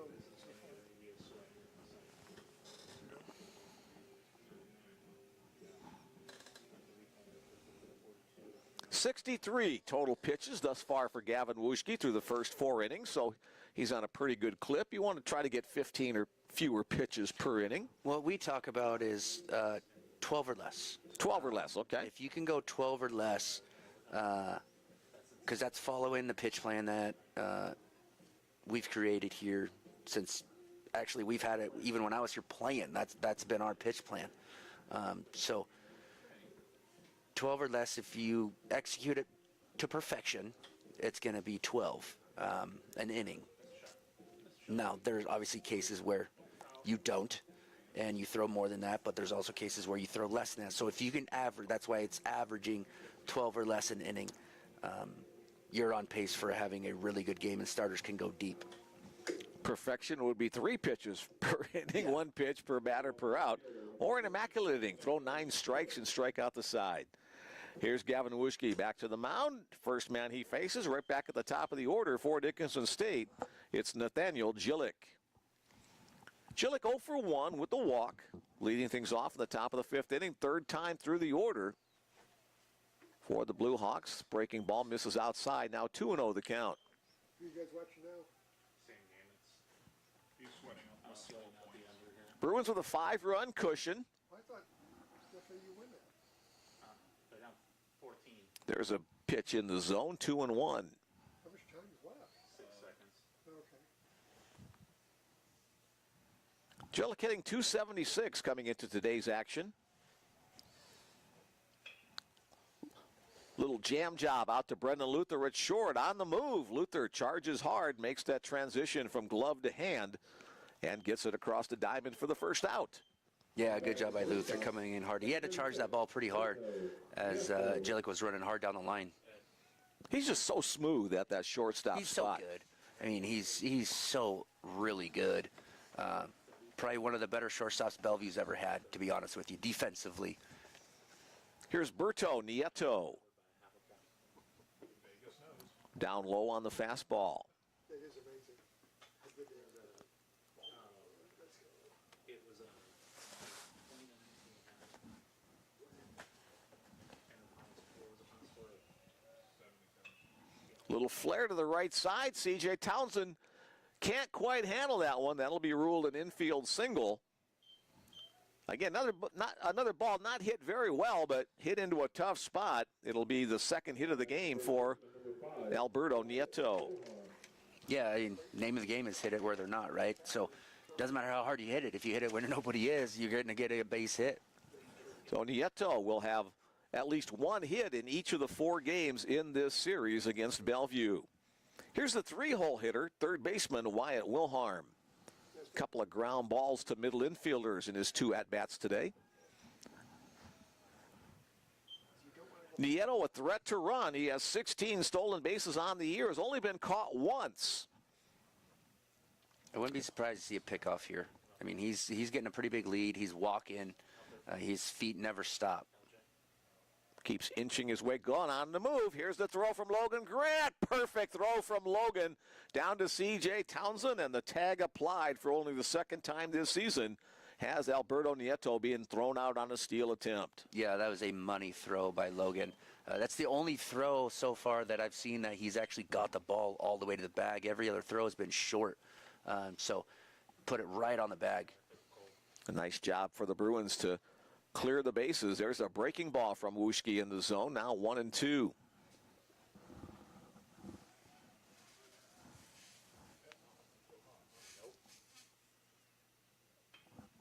Fouled against the netting and back out onto the field of play.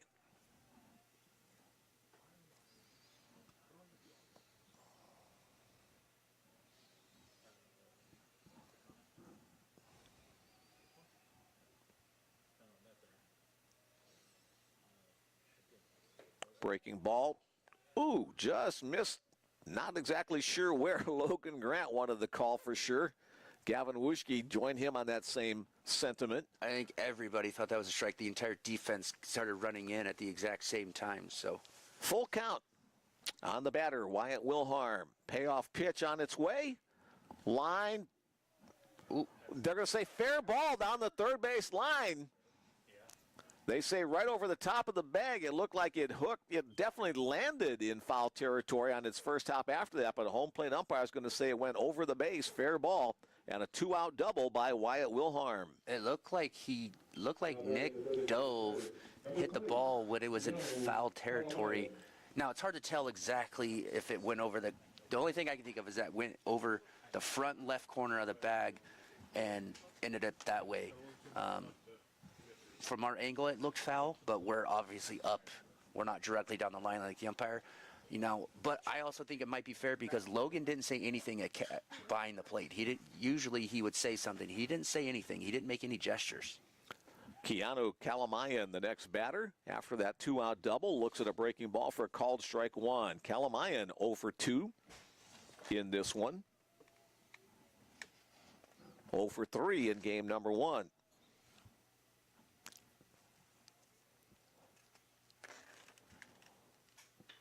That one's hit well to left center field. Elsner going back. Will the wind keep it in the park? It does. Elsner makes the catch on the warning track. Kalamayan had a home run in the first game of the series yesterday, but the wind thwarts the second one today. He looks out that way in frustration as he heads back to the dugout. Yeah, he easily would have had another one right there if there was no wind. That ball was hammered into left center field, but that wind just kept it up. No runs on 2 hits. There were no errors and 1 man left on base.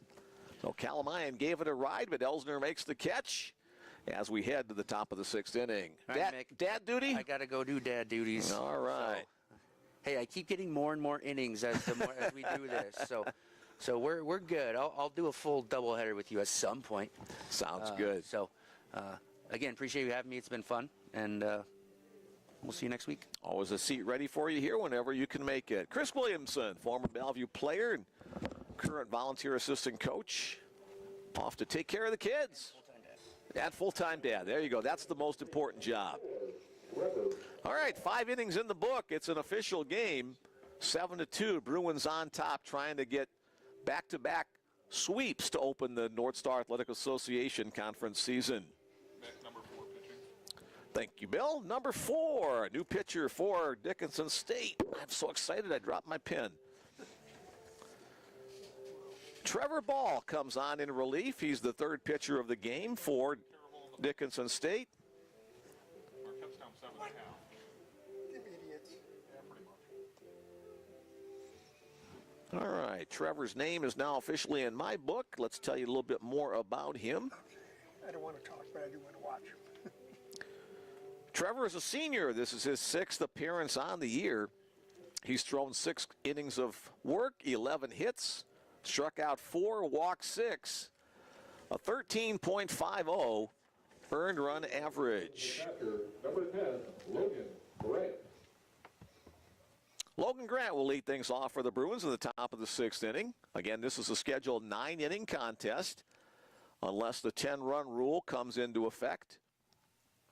That would be after 7 complete. Grant, first pitch swinging, fouls it to the net.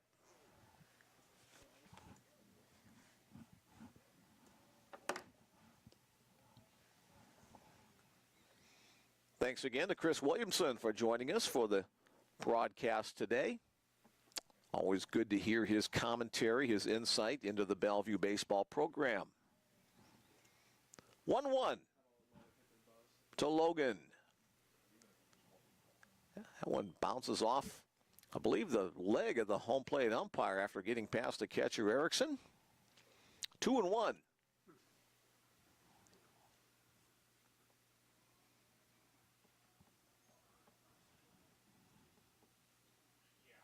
That one's hit hard, but at the second baseman, picked there by Caden Finders, and he'll retire Logan Grant 4-3 on the play. Now batting the third baseman, number 16. Time once again for the Alec Ackerman show.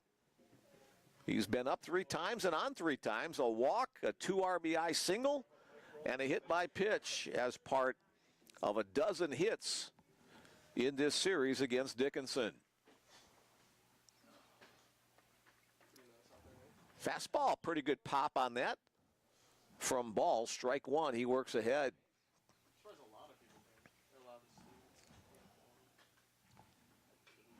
Chopper, foul. Up the third base side, now 0-2 on Alec.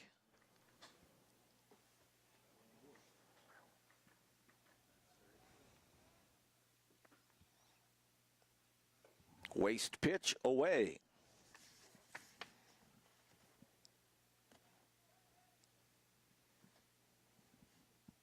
Last year, Alec was injured, but did appear in about 10 games. Now 2-2 the count. Even with his injury, he still hit .313 in that limited action. Back for one more year with the Bellevue Bruins. Ball from the windup delivers. Again, a breaking ball that misses wide, so the count goes from 0-2 to 3-2 on Alec Ackerman.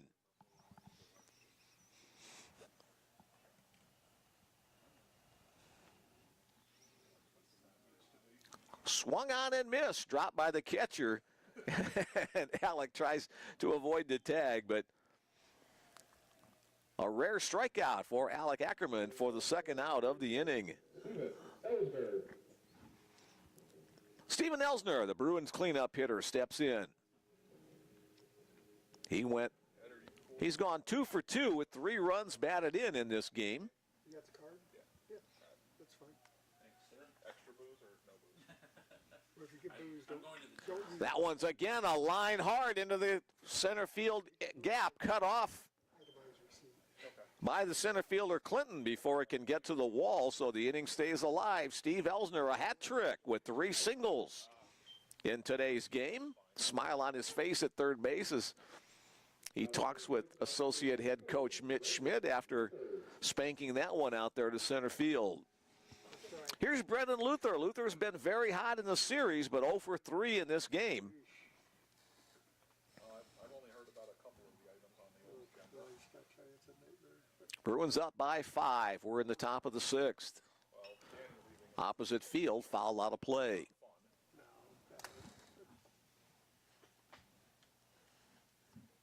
I think it would be fun. We got another athletic assistant. We made an offer, so hopefully we might take it. Couple more texts in the queue. We'll get to those at the half inning No, he'd be like Jude Ward. as Brendan Luther 0-1 on the count. Might have been close to a quick pitch there from Ball. Misses inside, 1-1.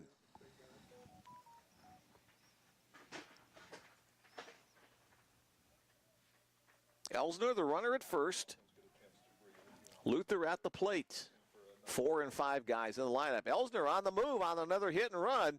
C.J. Molina gets over to field it. The toss to Ball covering at first. And so Brendan Luther retired 3-1 on the play for the Bruins in the inning. No runs on 1 hit. No errors and 1 man left as we head to the bottom of the 6th. It's Bellevue 7, Dickinson State 2. All right, another Blue Hawk message in the queue. Go Blue Hawks. Proud grandparents of C.J. Molina Jr. listening in Tucson, Arizona. All kinds of Tucson people listening in today. Linda and Danny Coda enjoying 80-plus degree weather here. Oh, sure, rub it in. Send at least 10 or 20 of those degrees our way, huh? Yeah, really. Thanks for listening today on the Bruin Sports Network. Hey, the baby from the Townsends in Oregon. Let's go, Seegers. Stay hot. So you guys have to be especially proud today as both CJ and Brock in action. Brock with 2 innings of relief work, finishing up in game number 1. Blue Hawk third baseman Wyatt Wilharm's family watching from Arizona and Colorado.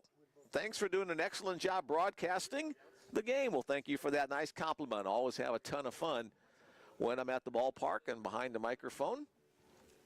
Thanks for listening on the Bellevue Bruins Sports Network. Sounds like half the lineup for Dickinson State is from Arizona. Glad you guys are all listening on this afternoon. Wish we had some better conditions, but it is what it is, and so we play on. Here is the aforementioned C.J. Molina Jr. leading off the bottom of the 6th inning. Good timing on that text. First pitch near the feet of Molina on the offering from Gavin Wuschke. We'll throw out the number 1 more time, and then I'll stop. 4-0-2. 5-1-5. 7-6-5-4. Grounded to Alec Ackerman at first base. Wuschke getting over to cover, so one first baseman retiring the other on the 3-1 play. Molina 1 for 3 on the afternoon so far in this game. Here's catcher Cam Erickson. Only 2 hits in game number 1 for the Blue Hawks. They have 6 on the board so far in game number 2. Gavin Wuschke's done a good job, however, of scattering those 6 hits. First pitch wide, ball 1.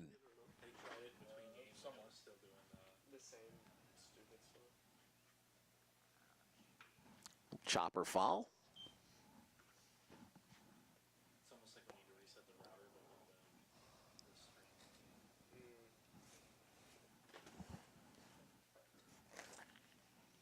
Bruins won game number 1, 9-6. They won game number 2, 15-3. That one's fouled out of play. Game number 3, 8-1. 7-2 score here in game number 4.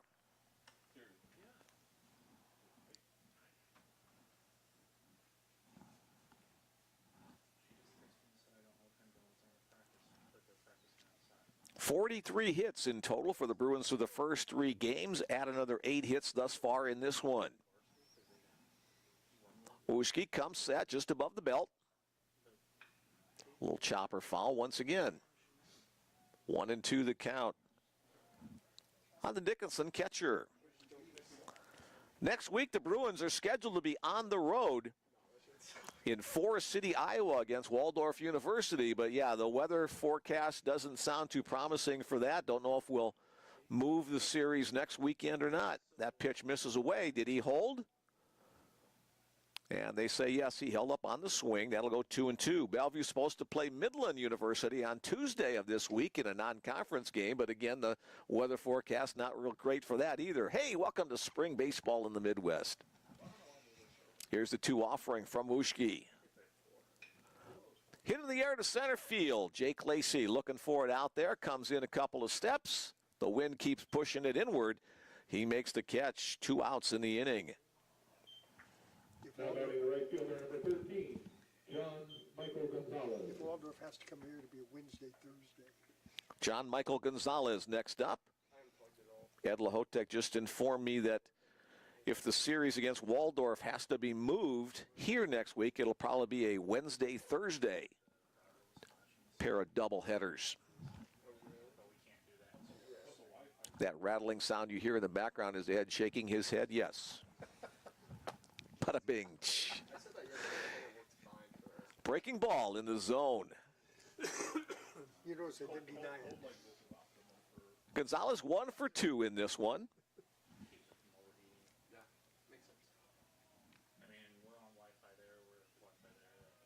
At the feet of the batter. 1 ball, 2 strikes the count on Gonzalez.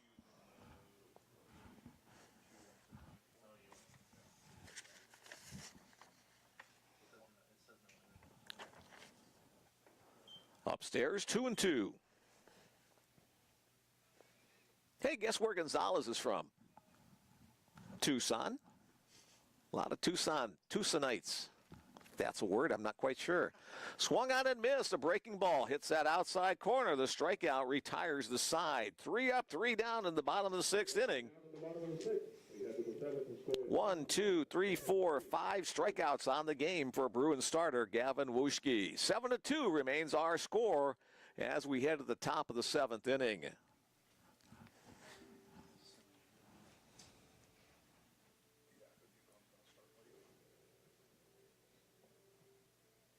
Let's go Blue Hawks from Trevor Ball's mom in Colorado. Trevor coming on as the relief pitcher for the Blue Hawks. Thanks for a great broadcast the past 2 days. Well, thanks for that compliment and glad you're listening on. Trevor heads back out to the mound for his 2nd inning of relief work. Coach Monlux is a Blue Hawk at heart. Love from Coach Watson. Dwayne Monlux, Bellevue's head coach for the past 14 years, was a Blue Hawk graduate, played 3 sports there during his time as a college student. He was also the baseball coach there for it. You know exactly how many years? I didn't know it off, but 9? 9 years. Oh, he's older than I thought. He's almost as old as me and you then, huh? Well, he's not quite. Not quite, okay. But yeah, every time he, competes against the Blue Hawks, he always, has a trip down memory lane. Yeah. Also loves when, and I'm drawing a blank, the radio broadcaster that comes down to cover basketball games, longtime radio voice up there at the station. Rod. Always has a nice visit with Rod when they come down for coverage in the wintertime. All right, leading it off for the Bruins in the 7th, third baseman Nick Grade. Nick 1 for 2, a walk, a strikeout, and a single. Swing and a miss on that one. Looks like Nick's swing is kind of long here. I just kind of noticed that the last couple times he's been up, casting out a little bit. Doesn't cast as that one as it's up and in. 1-1.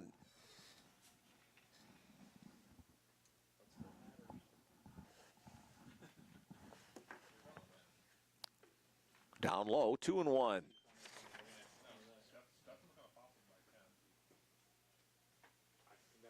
5'10", 170-pounder out of Kennewick, Washington.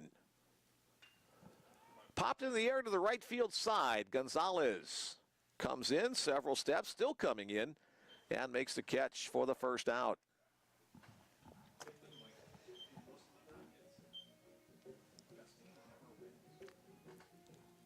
Next up for the Bruins, second baseman C.J. Townsend. A 15-game hitting streak coming into today. 0 for 3 in this one. Not to put any pressure on that, but let's see if we can do the reverse announcer's jinx. Strike 1 called on the first pitch from Trevor Ball.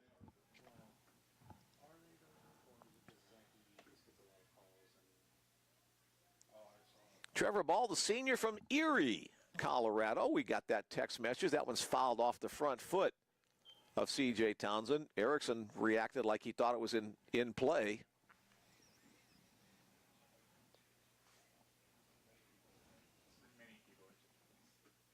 Erickson with a face full of eye black. Not needed so much today on a cloudy, overcast day. 0-2 on C.J. Tries to hit the outside corner, but misses wide. That's where Erickson had set up. Let's see if he goes out there again on the 1-2 pitch. Now he sets up inner half. Foul out of play.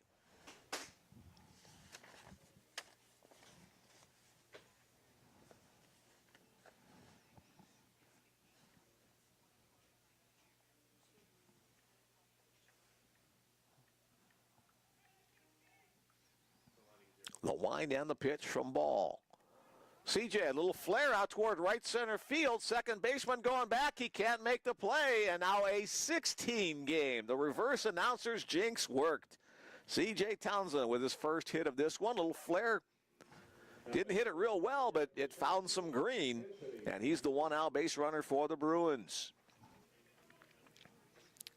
Dwayne Monlux coming down the third base line, reaching into his back pocket for the scorecard. Let's see if we're going to see a substitution here. Looking into the Bruin dugout. Let's see if we're going to have a pinch runner here for CJ or a pinch here. We'll have a pinch runner coming into the game for the Bruins. Number 2, Tyler Monroe will come on to run for CJ Townsend. Tyler Monroe. Tyler was the DH in game number 1 today. That's a tough assignment on a mid-30-degree day. All right, get in there and run after sitting around for a couple of hours. Meanwhile, at home plate, Anthony Lynn steps in. First pitch fastball upstairs.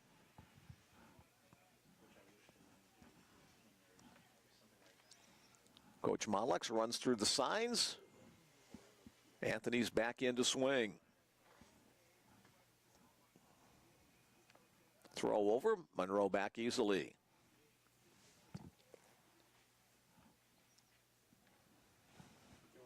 Third year in the program for Anthony, the graduate of Omaha Central High School. Good speed on the bases and at the plate. Fastball for a strike call, 1-1. On the school? Shit, I might come live. Where you guys going? Number 17 on the jersey of Anthony Lind. That one's hit to the right side in the air. Gonzalez tracking it out in right field. John Michael will make the catch.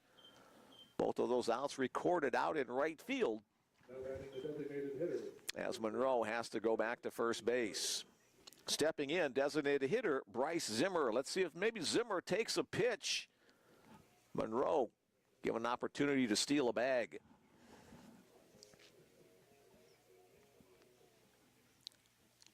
Monroe only 1 stolen base on the year. Gets that lead at first. He is on the move, taking all the way. Called strike, throw to second base. A perfect throw by Cam Erickson on the money. Cuts down Tyler Monroe on the steal attempt. So the inning comes to an end. No runs on 1 hit. There were no errors and nobody left on base. Zimmer will lead it off in the next frame. 7-2, Bruins stay on top. 7 runs on 9 hits, 1 error for Bellevue, 2 runs on 6 hits, and 2 errors for Dickinson State.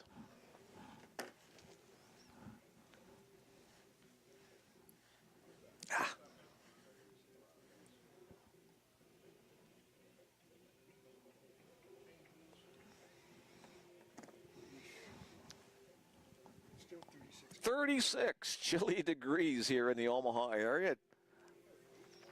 We've actually gained 1 degree over the last couple of hours. They're calling for a high today in the mid-40s, which is not exactly balmy, but yeah, we're not going to quite get there today. Wind continuing to blow out of the north at 16 miles an hour, occasionally with gusts higher than that. Hey, why don't you sneak in here? Just a little bit ago. All right, staying warm. Bellevue assistant basketball coach Laura Jurek. I was looking at that, I didn't pay attention. Yeah, we're so concentrating on here on the game here, so how about that? Yeah. Not like the rest of us loudmouths in here.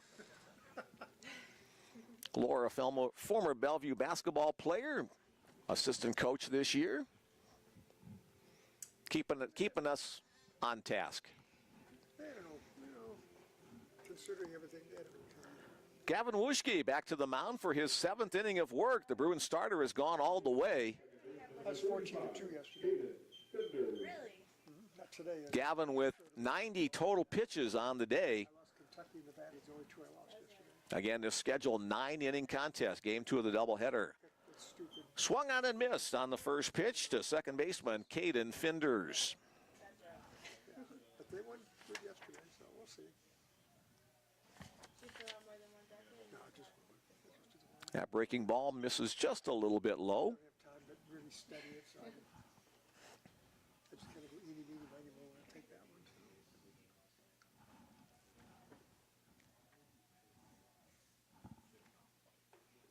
Wide on that one as well. 2-1. Still on a bracket. I just like to watch the games. Action in the Bellevue bullpen I'm a Duke fan, so as Wishke now over 90 pitches on the game. we didn't do very well. Done a nice job of scattering 6 hits. Only 1 run allowed. There's a nice breaking ball coming in Who they play today? over the heart of the plate. 2-2. Looking at the Nebraska game. That's a fun. Dickinson State starting to run out of time if they're going to try to get back into this one, but they trail by 5. Still 3 innings to go. Just missing low on the outer half. Full count on Caden Finders leading off the 7th inning.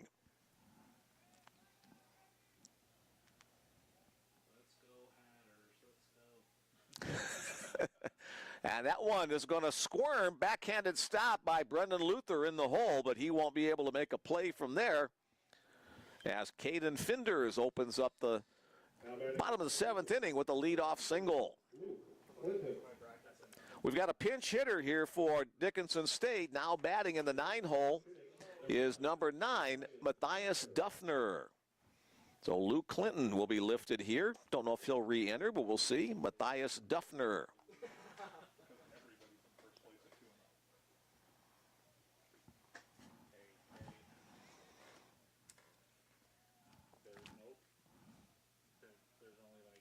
Wishke looks in, working from the stretch, comes set above the belt, foul back to the netting.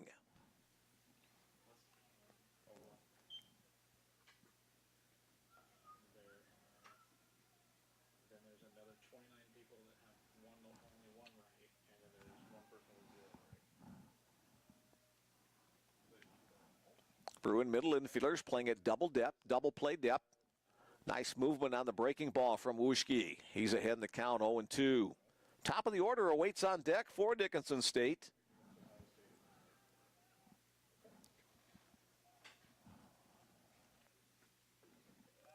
Just down low, good hold by Duffner. That's a good question. South Carolina. I think they have UConn. Breaking ball fouled, will stay again at 1-2.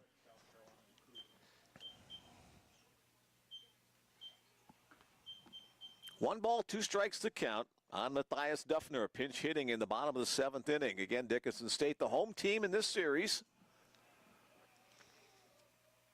was down into the teens in Dickinson, North Dakota overnight. So you think it's chilly here? It's darn right awful cold up there. I think they were forecasting some snow as well. Wishke comes set. Breaking ball popped in the air to center field. Jake Lacey coming in, calling for it, still coming on. Wind keeps blowing it back toward the infield. He'll make the catch for the first out of the inning. Finders has to retreat to first base. Out of the dugout comes Bellevue head coach Dwayne Monlux. That might be the end of the day. It is as he signals down to the bullpen. Gavin Wishke's day on the mound has come to an end, but a very good outing by the right-hander out of Regina, Saskatchewan. Pats on the back from his teammates on the mound. He'll head back to the Bruin bench for more accolades from his teammates there. 101 pitches on the day for Gavin Wishke. He allows 7 hits, 2 runs, both of them earned.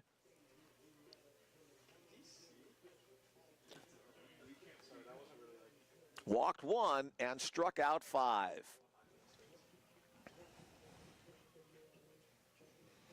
Into the game for the Bellevue Bruins on in relief, Teron Williams, the junior right-hander out of Belton, Missouri. We heard earlier from Teron's family on the text message, so I can hear some cheers coming from Belton as he's on in relief for the Bruins. Teron with very good stats on this 2024 season.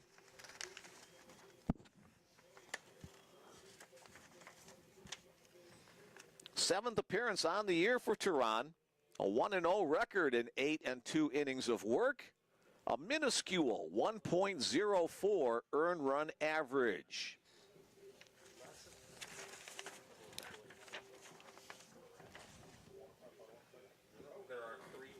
Wearing number 42, the number retired by Major League Baseball in honor of Jackie Robinson.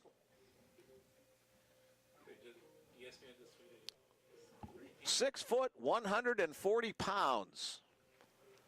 Not a big-bodied guy by any stretch of the imagination, but he gets a lot of energy behind his pitches, can get the ball to home plate around 90 miles an hour with his fastball. Tonight could change things real quick. He'll get his 8 warm-up tosses. Now on the pitch for the Bruins, number 42, Teron Williams. Ribbons start tonight, don't they? They start early too. The starting pitchers are the pitchers of record in today's game. Gavin Wuschke for the Bruins, Tate Williams for Dickinson State.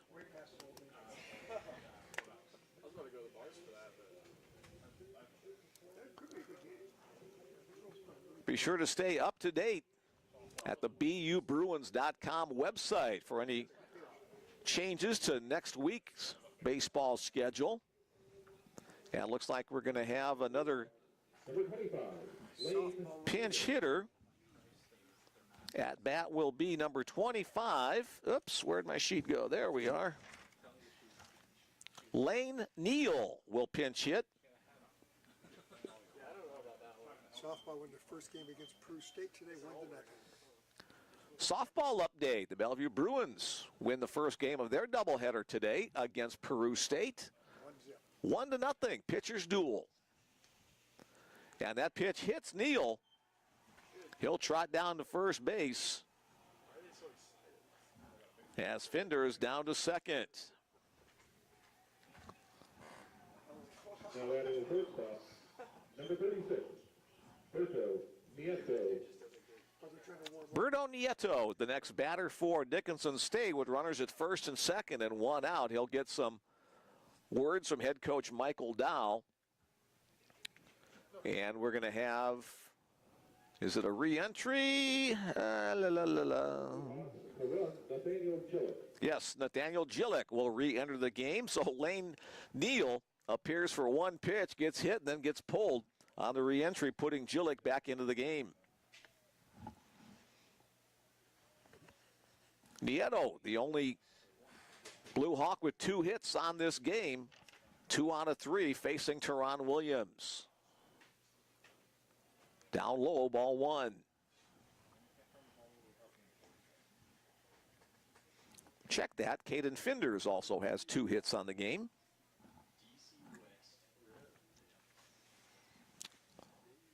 Williams comes set at the letters. Looks the runner back to second twice.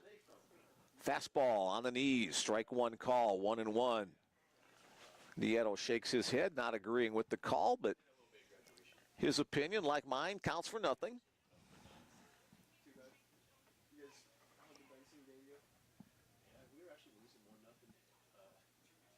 Williams, a little slower pace worker on the mound. Line foul down the third base line.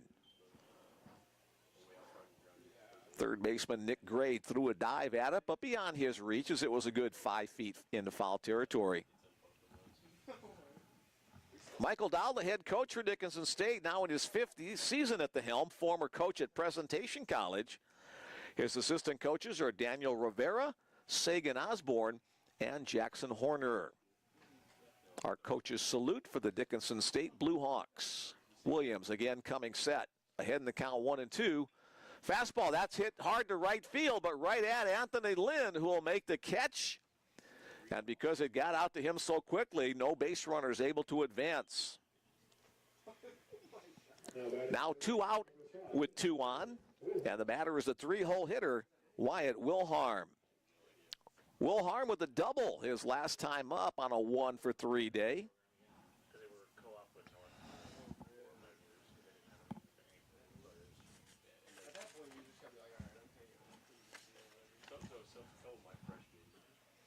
Wilharm awaits the first pitch from Teron Williams. Down low, ball one.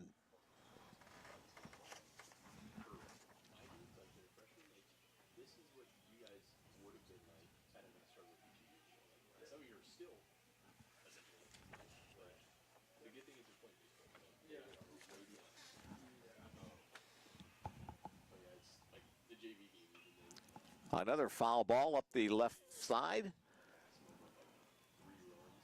1 ball, 1 strike to count. Dickinson State put up a 2-spot in the second inning. They're trying to add more to their score in the 7th. Teron Williams on in relief of starter Gavin Wuschke.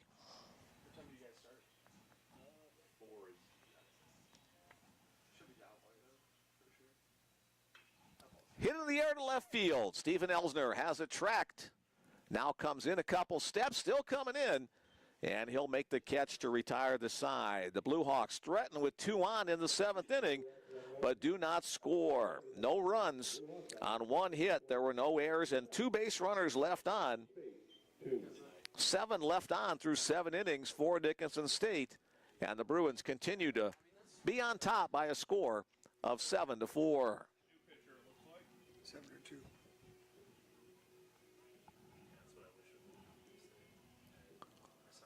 New pitcher coming on for Dickinson State will be the 4th pitcher of the game. It is number 10, Logan Smith.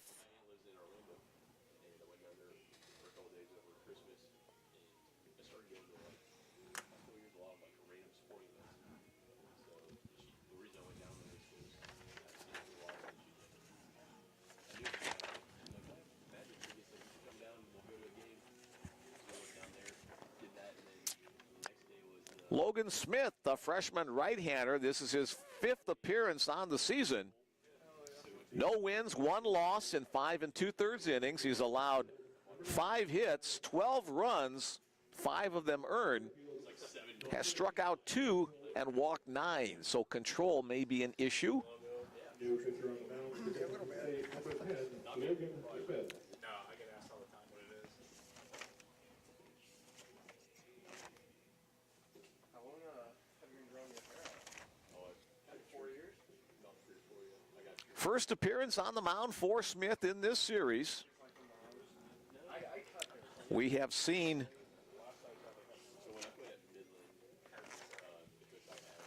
four pitchers in 3 of the 4 games, only 2 in the last one. So going deep into the bullpen is head coach Michael Dow. Hey, let's give you the Bellevue Bruin coach's salute. Dwayne Monlux, a former Dickinson State player and coach, now in his 14th year at Bellevue. Associate head coach Mitch Schmidt, the senior member of the squad. He's been here for 18 years. Pitching coach Sean Malley for 17, and assistant coach Richie Moore for 14. They do a great job with the Bellevue program. Bellevue with 16 NAIA Avista College World Series appearances all time, beginning in 1995, all the way through last year. First pitch from the arm of Logan Smith. Ball 1, just a little bit up.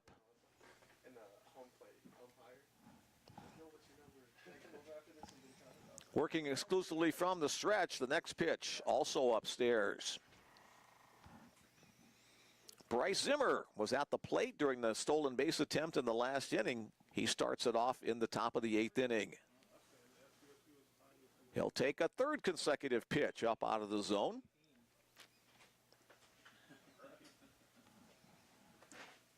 More likely we'll have a take signal here. Bruins up by 5 runs, would like to make it a little bit more comfortable. That pitch at the top of the strike zone, now 3-1.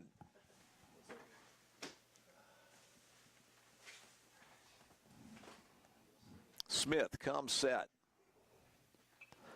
Foul back against the net. Count goes full on Bryce.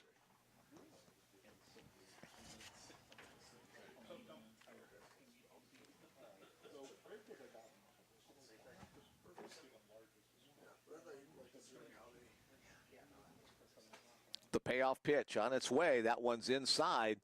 Got a piece of, I'm not quite sure, the catcher or the umpire or both maybe on the carom. So Either way, Bryce Zimmer heads down to first base with the 10th walk of the season from Logan Smith. Back to the top of the order for Bellevue, 5th time the Bellevue lineup has been up to the plate in this game.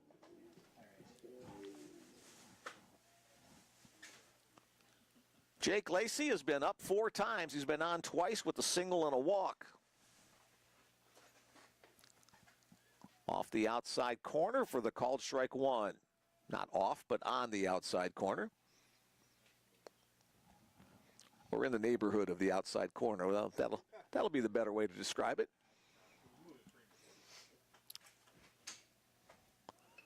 Bunt attempt by Lacey, but it goes foul up the first base side. Jake not happy with himself on that one, as the pitch may have been off the outside edge of the plate. Now 2-0 on the Bruins' leadoff hitter, the center fielder, Jake Lacey.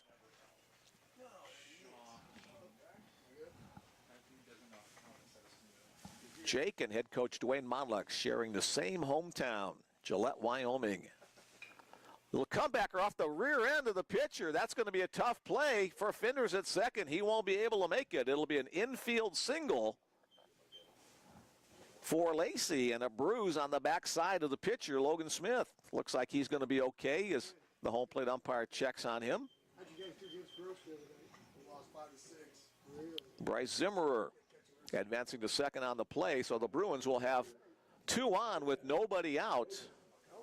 Smith will be allowed a couple of tosses to make sure he's okay after taking that one off the body.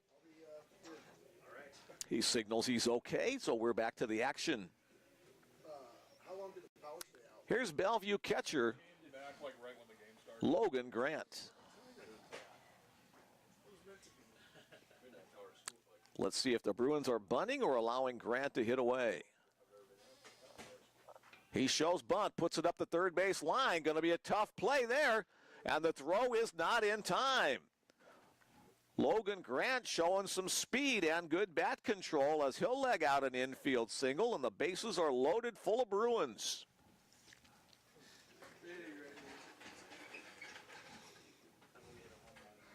Takumi Mieno will come on as the courtesy runner for the Bruins, replacing Logan Grant. And Alec Ackerman, who's been nothing short of red hot for the Bruins, steps up. Ackerman did strike out his last at-bat, but he's had 12 hits in this series, including 2 4-hit games.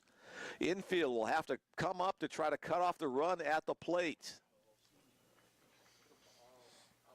Smith on the delivery, squirts away from the catcher, but not far enough away for an advance from third by Bryce Zimmer.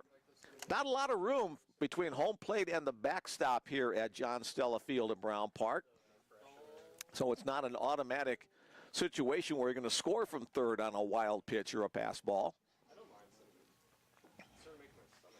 All 4 infielders playing up on the what would be green area of the field turf. A great stop by Erickson as that pitch was way wide. Here's where Alec can just sit sweet on his favorite pitch and his favorite spot. If it's not there, just take it and wait for another one. The 2-0. Upstairs, 3-0.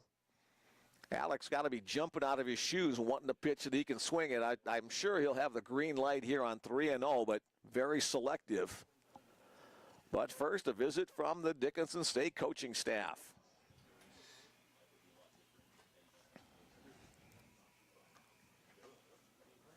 I think they're going to pitch around. I think they're going to let him walk.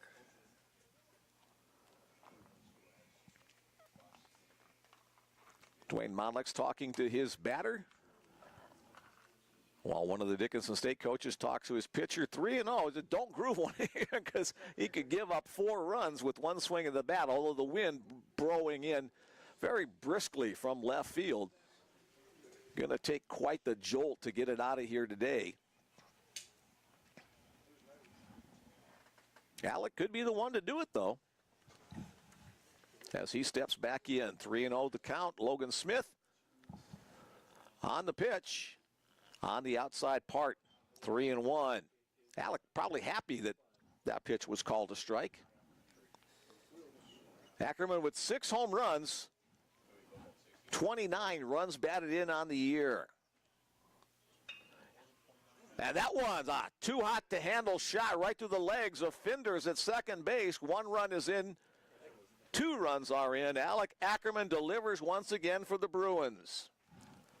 The hard hit base hit scores Zimmer and Lacey and chases Logan Takumi Maeno all the way to third on the play. 9-2, Bruins on top. With runners at the corners, cleanup hitter Steven Elsner steps in. Elsner already has 3 runs batted in today's game. He's 3 out of 4. Lays off that pitch that breaks low. Takumi Maeno, the runner at third. Alec Ackerman, the runner at first.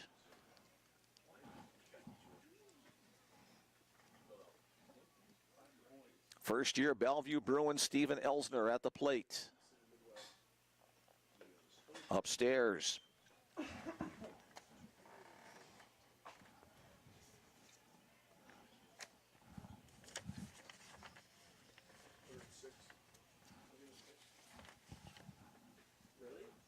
Mike can't finally wake up. Here's the 2-0 offering. Big swing, but Elsner comes up empty.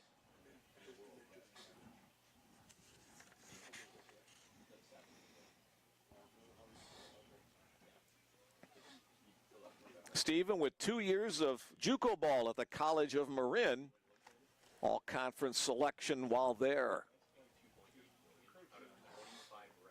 That one's poked out to right field for a base hit. Takumi Maeno will score on the play. Ackerman rounding second on his way to third. The throw is cut off, so Steven Elsner with another RBI. He's had 4 singles today.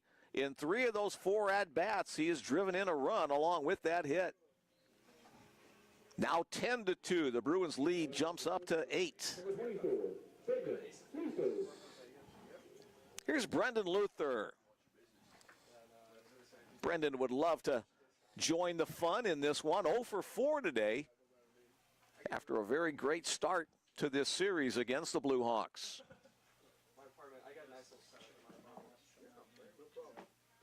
Pitch down low. Action in the Dickinson State bullpen.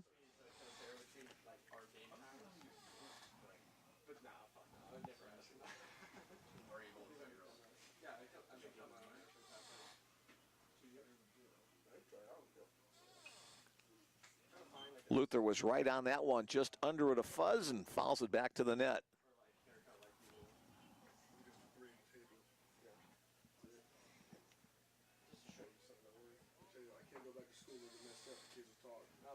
With 4 RBIs today in this game. Now 28 runs batted in for Steven Elsner on the season. Breaking ball misses wide, 2-1 to count.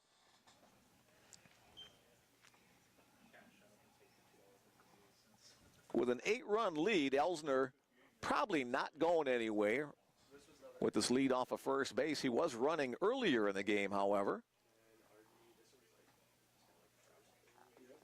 On the inside, Black. 2-2 the count.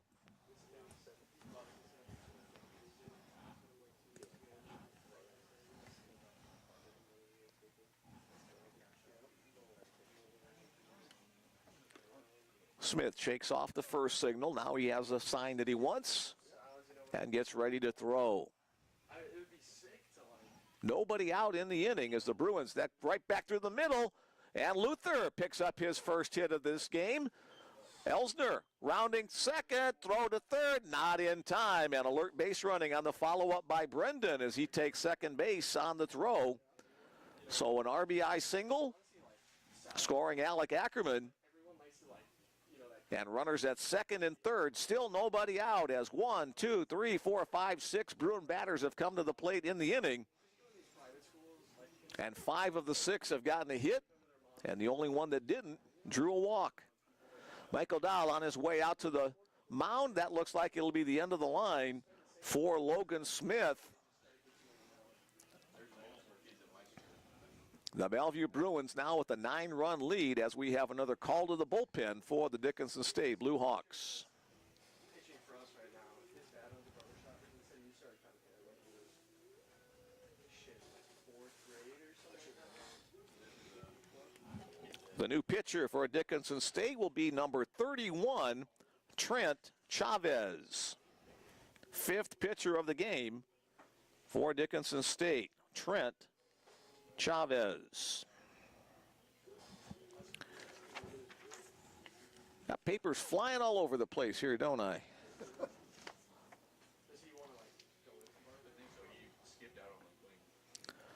Chavez, a freshman right-hander. This is his 5th appearance on the year. No wins, no losses. Does have 1 save in 3 innings of work. Has struck out 2 and has walked none. A 6-point, oops, wait a minute. Let me make sure I get that right. Wrong column. 3.00 earned run average. One of the lower ERAs on the Dickinson State staff. He'll come on with nobody out. And Bruin runners at 2nd and 3rd. And a 9-run deficit for the Blue Hawks.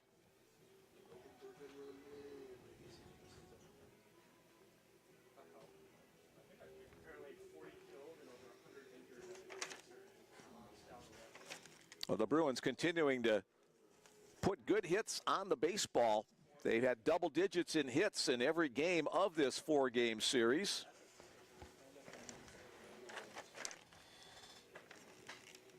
Bruins had 12 hits in game number 1. They had 18 hits in game number 2. 13 hits in game number 1 of today's doubleheader. And already 1 better than that in the nightcap.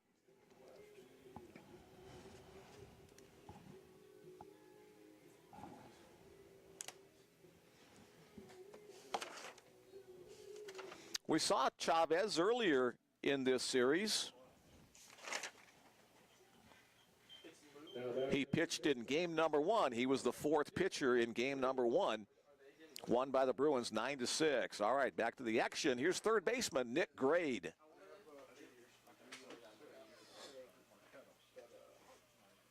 Swing and a miss on what looked like a slider. Pitch breaking away from Nick. 1 for 3, 2 runs scored for Grade in this one.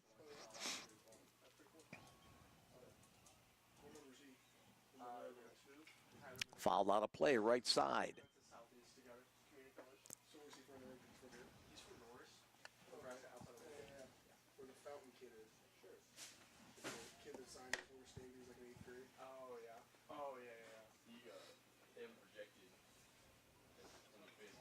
Little flare to the right side. John Michael Gonzalez on the run near the foul line. He'll make the catch in fair territory. His throw to the plate will be offline. So it'll be a sacrifice fly and a run batted in for Nick Grade.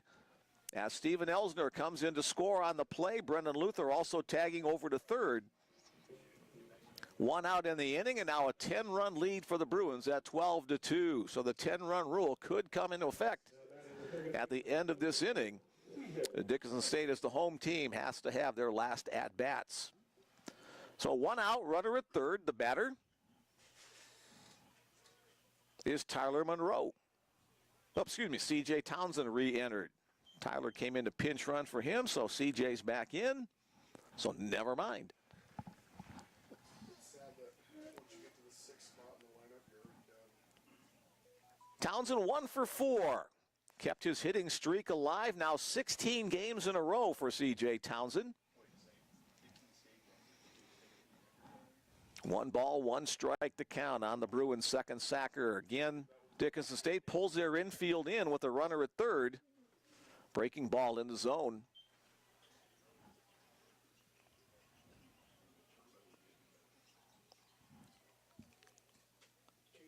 Trent Chavez on in relief. He's the 5th pitcher of the game for Dickinson State. The wind and the pitch, swung on and missed, blocked up by Erickson. Out has to be recorded at first base, and it is. So the 9th batter of the inning for the Bruins is right fielder Anthony Lind. Anthony Lind. Lind 1 for 3. Also reached on a hit by pitch. Takes the first pitch for a called strike 1. Second time in this game, Bruins have batted around.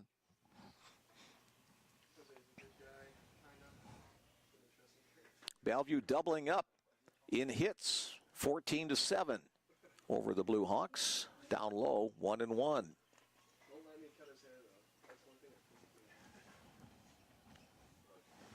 Brendan Luther, the runner at third. Bellevue would like to cash in one more, a little insurance to protect that 10-run cushion. Breaking ball, a little chopper, down by head coach Dwayne Monlux. You guys have a game or practice today? Game coming up. Omaha South taking on? DC West, Douglas County West in action, high school action, immediately following the Bruins game.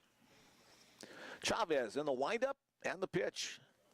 Down low, count goes to 2-2. Deuces are wild, 2 balls, 2 strikes, 2 out.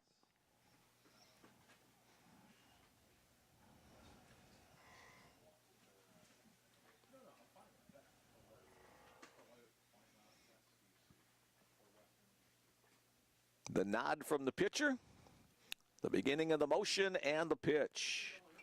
Foul out of play, we'll do it again. That was so much fun, let's do it again. Yeah, absolutely. I start to get a little goofy in the 4th game of a 4-game series, so.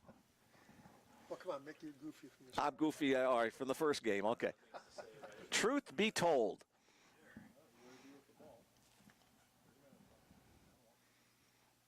The pitch. Swung on and missed. Lind goes after the high fastball but comes up empty. But the Bruins pick up 5 more runs in the inning. On 5 hits. There were no errors and 1 man left on base. As we head to the bottom of the 8th inning, what could be the final half inning of the game, it's the Bruins 12 and the Blue Hawks 2. Teron Williams came on in relief in the last inning. Let's see if he's back out. Yes, he is. Teron will head out to try to close this one out and move the Bruins to a perfect 8-0 in conference play.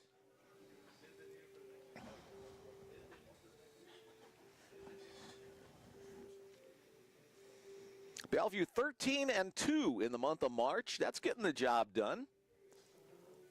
Lost a couple of games in March on the Florida trip, and they have been perfect at home thus far since coming back.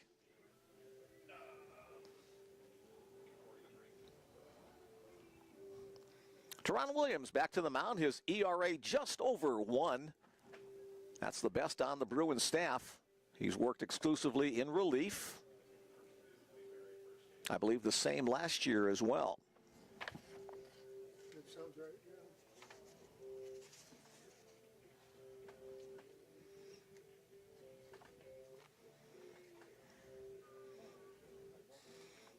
Last year in 18-plus innings of work, Teron had a 2.45 earned run average. This year, even better. A 1.04 earned run average through the first, now 9 innings of work. All right, the first batter that'll be up for the Blue Hawks is the cleanup hitter, DH Keanu Kalamayan. Kalamayan gave a jolt the last time he was up, but into the teeth of the wind, it fell short on the warning track out in left field. First pitch from Williams, a little slide piece, outer half, called strike 1.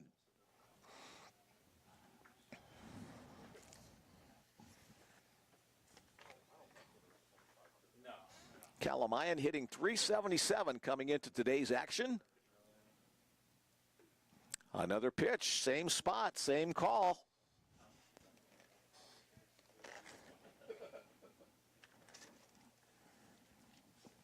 Kalamayan 0 for 6 on the day, so that .377 batting average will drop.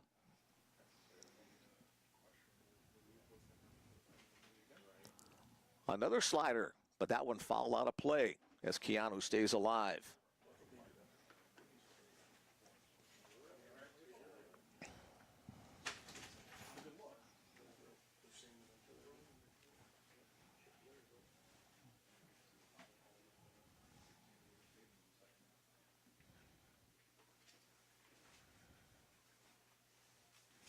Calamayan, one of 5 Tucson, Arizona natives on the Dickinson State roster.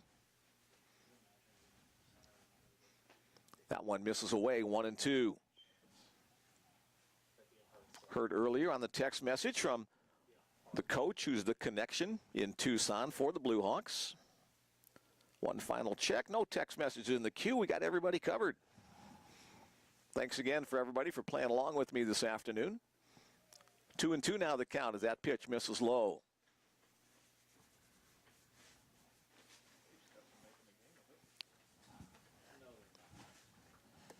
Teran gets every bit of his 140 pounds body weight behind every pitch. Slightly slimmer than I am.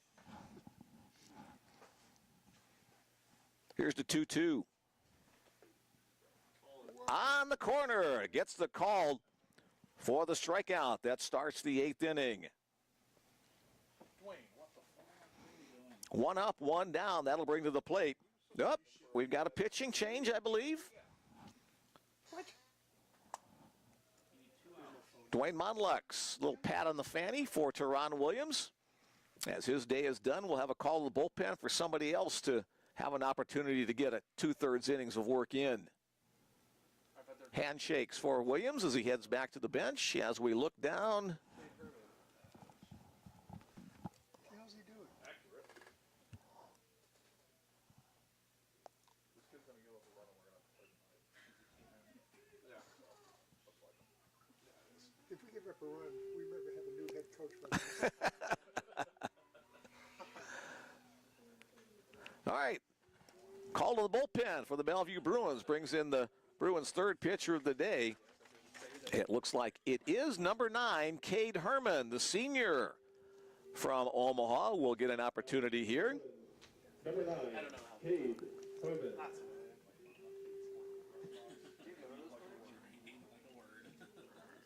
Bellevue trying to protect the 10-run lead to finish the game in this half inning. Your rant just went up because of that move. I'm taking it out of his ass. Let's find out a little bit more about Cade's body of work this year.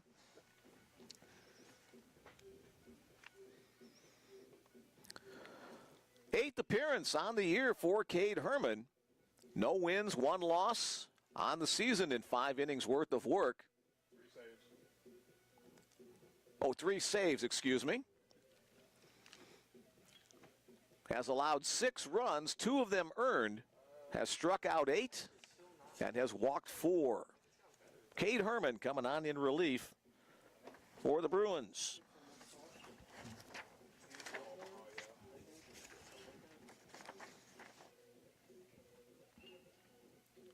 Cade, an Omaha native, he started his college career playing at Western Illinois University. Started at Wayne State and then went to Western Illinois. Thanks again to Bill Mullis for providing all of his information for us throughout this series, throughout the season. He deserves a raise, Ed. How's that? Did I say that right, Bill? If he's got a crank in his chair, we can raise him up there. And the first batter that Cade will face is the first baseman, C.J. Molina. Molina 1 for 3 in this second game of the doubleheader. Herman comes set. Big exhale before he releases the pitch. Down the heart of the plate for a called strike 1.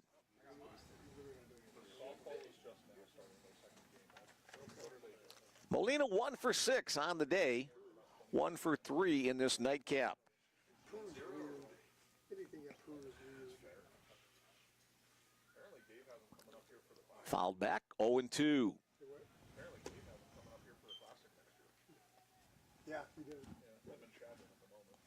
No, Shad was out. Another one of those Tucson guys is Molina. Right now he's planning it to be an exhibition. He's been told, yes. No. We had a nice talk.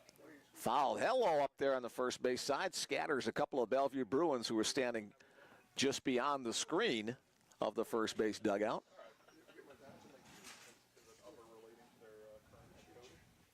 Once is enough. 0-2, the count remains as Herman looks in. Down low, 1-2. I'm trying to find another exhibition to get money. Yeah. I think he's got UNO, get South Dakota or somebody. Yeah, I know get he's some talking bucks. to UNO. That's silly to waste your time. This box. Cade with that bent over style as he gets the signal. Comes upright on the set.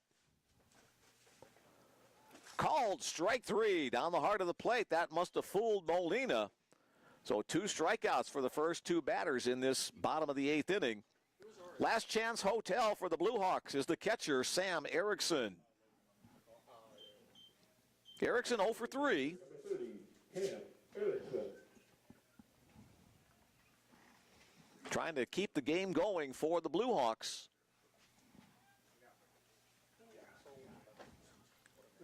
In this very chilly doubleheader. Longer than I want to make. At least you get the hour going west. And that one hits him in the foot, so he'll be a base runner with 2 away on the hit by pitch. Let's see if a courtesy runner will come in for him, or at this point in the game, they're going to let him run. I don't see any movement. John Michael Gonzalez, the next batter. Now that is right. And it looks like they're going to let Erickson run. Gonzalez. Huge lead as Alec Ackerman is not holding him on at first base, as they're going to focus on Gonzalez. The pitch a little bit too tight, ball 1.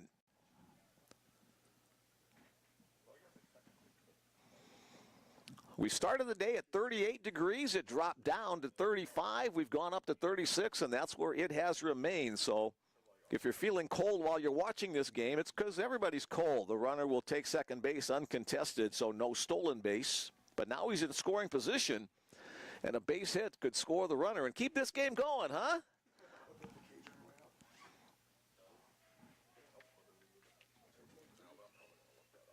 Herman trying to work the final 2 outs of the game. Fouled out of play by Gonzalez. The count goes to 1-2. And now the final strike for the Blue Hawks.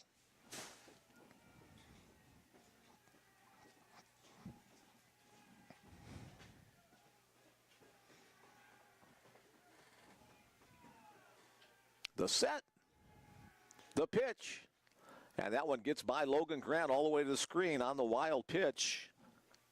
Erickson will advance to third. This one is wrong, I'm going out there.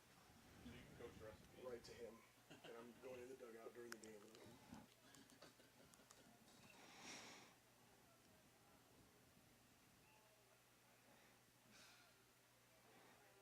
Bruin fans hoping this is the final pitch of the game. 2-2. Fouled out of play. We'll have at least one more.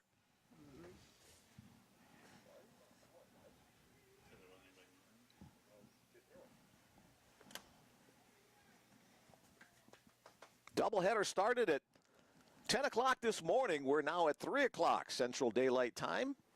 5 hours of baseball under our belts today. Again, I'll say it, Bellevue fans hoping this is the final pitch right here. Cade Herman comes set. Little chopper up the first base line. It's a fair ball fielded by Alec Ackerman. He'll step on the base, and the side is retired. Everybody in the press box breathes a sigh of relief. But now we've got the umpires are going to confer to see if it hit off the foot of Gonzalez. If so, it would be a foul ball and the game would continue. They say, no, it did not hit the front foot. Michael Dahl not happy with that call. He'll talk to the umpires, but the decision has been made, and this one is in the books. For the Bellevue Bruins, 12 runs on 14 hits. They committed 1 error. 2 runs on 7 hits and 2 errors for Dickinson State. With the victory, the Bellevue Bruins now at the 20-win mark on the season, 20-9 overall, 8-0 in the North Star Athletic Association. With the loss, Dickinson State drops to 3-24 overall, 1-7 in conference play. Winning pitcher for the Bellevue Bruins is Gavin Wuschke. Ed, take care.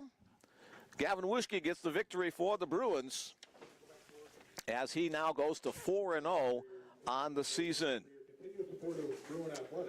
Thanks again, everybody, for listening in this afternoon. Chris Williamson, thank you for your color commentary as well before you had to depart. Bill, thanks again for your stats and information as this one is in the books. The Bruins complete their second consecutive doubleheader sweep in conference play, first against Valley City, now against Dickinson State. The Bruins' next conference opponent next week against Waldorf University. Again, be sure to check the BUBruins.com website for updates as that series may possibly be moved here due to inclement weather in the Forest City, Iowa area. The Bruins a midweek game on Tuesday against Midland University. Again, that one may or not be able to be played because of the weather conditions. So keep an eye on the weather. Keep an eye on BUBruins.com as well. Congratulations again for the Bruins for the series sweep.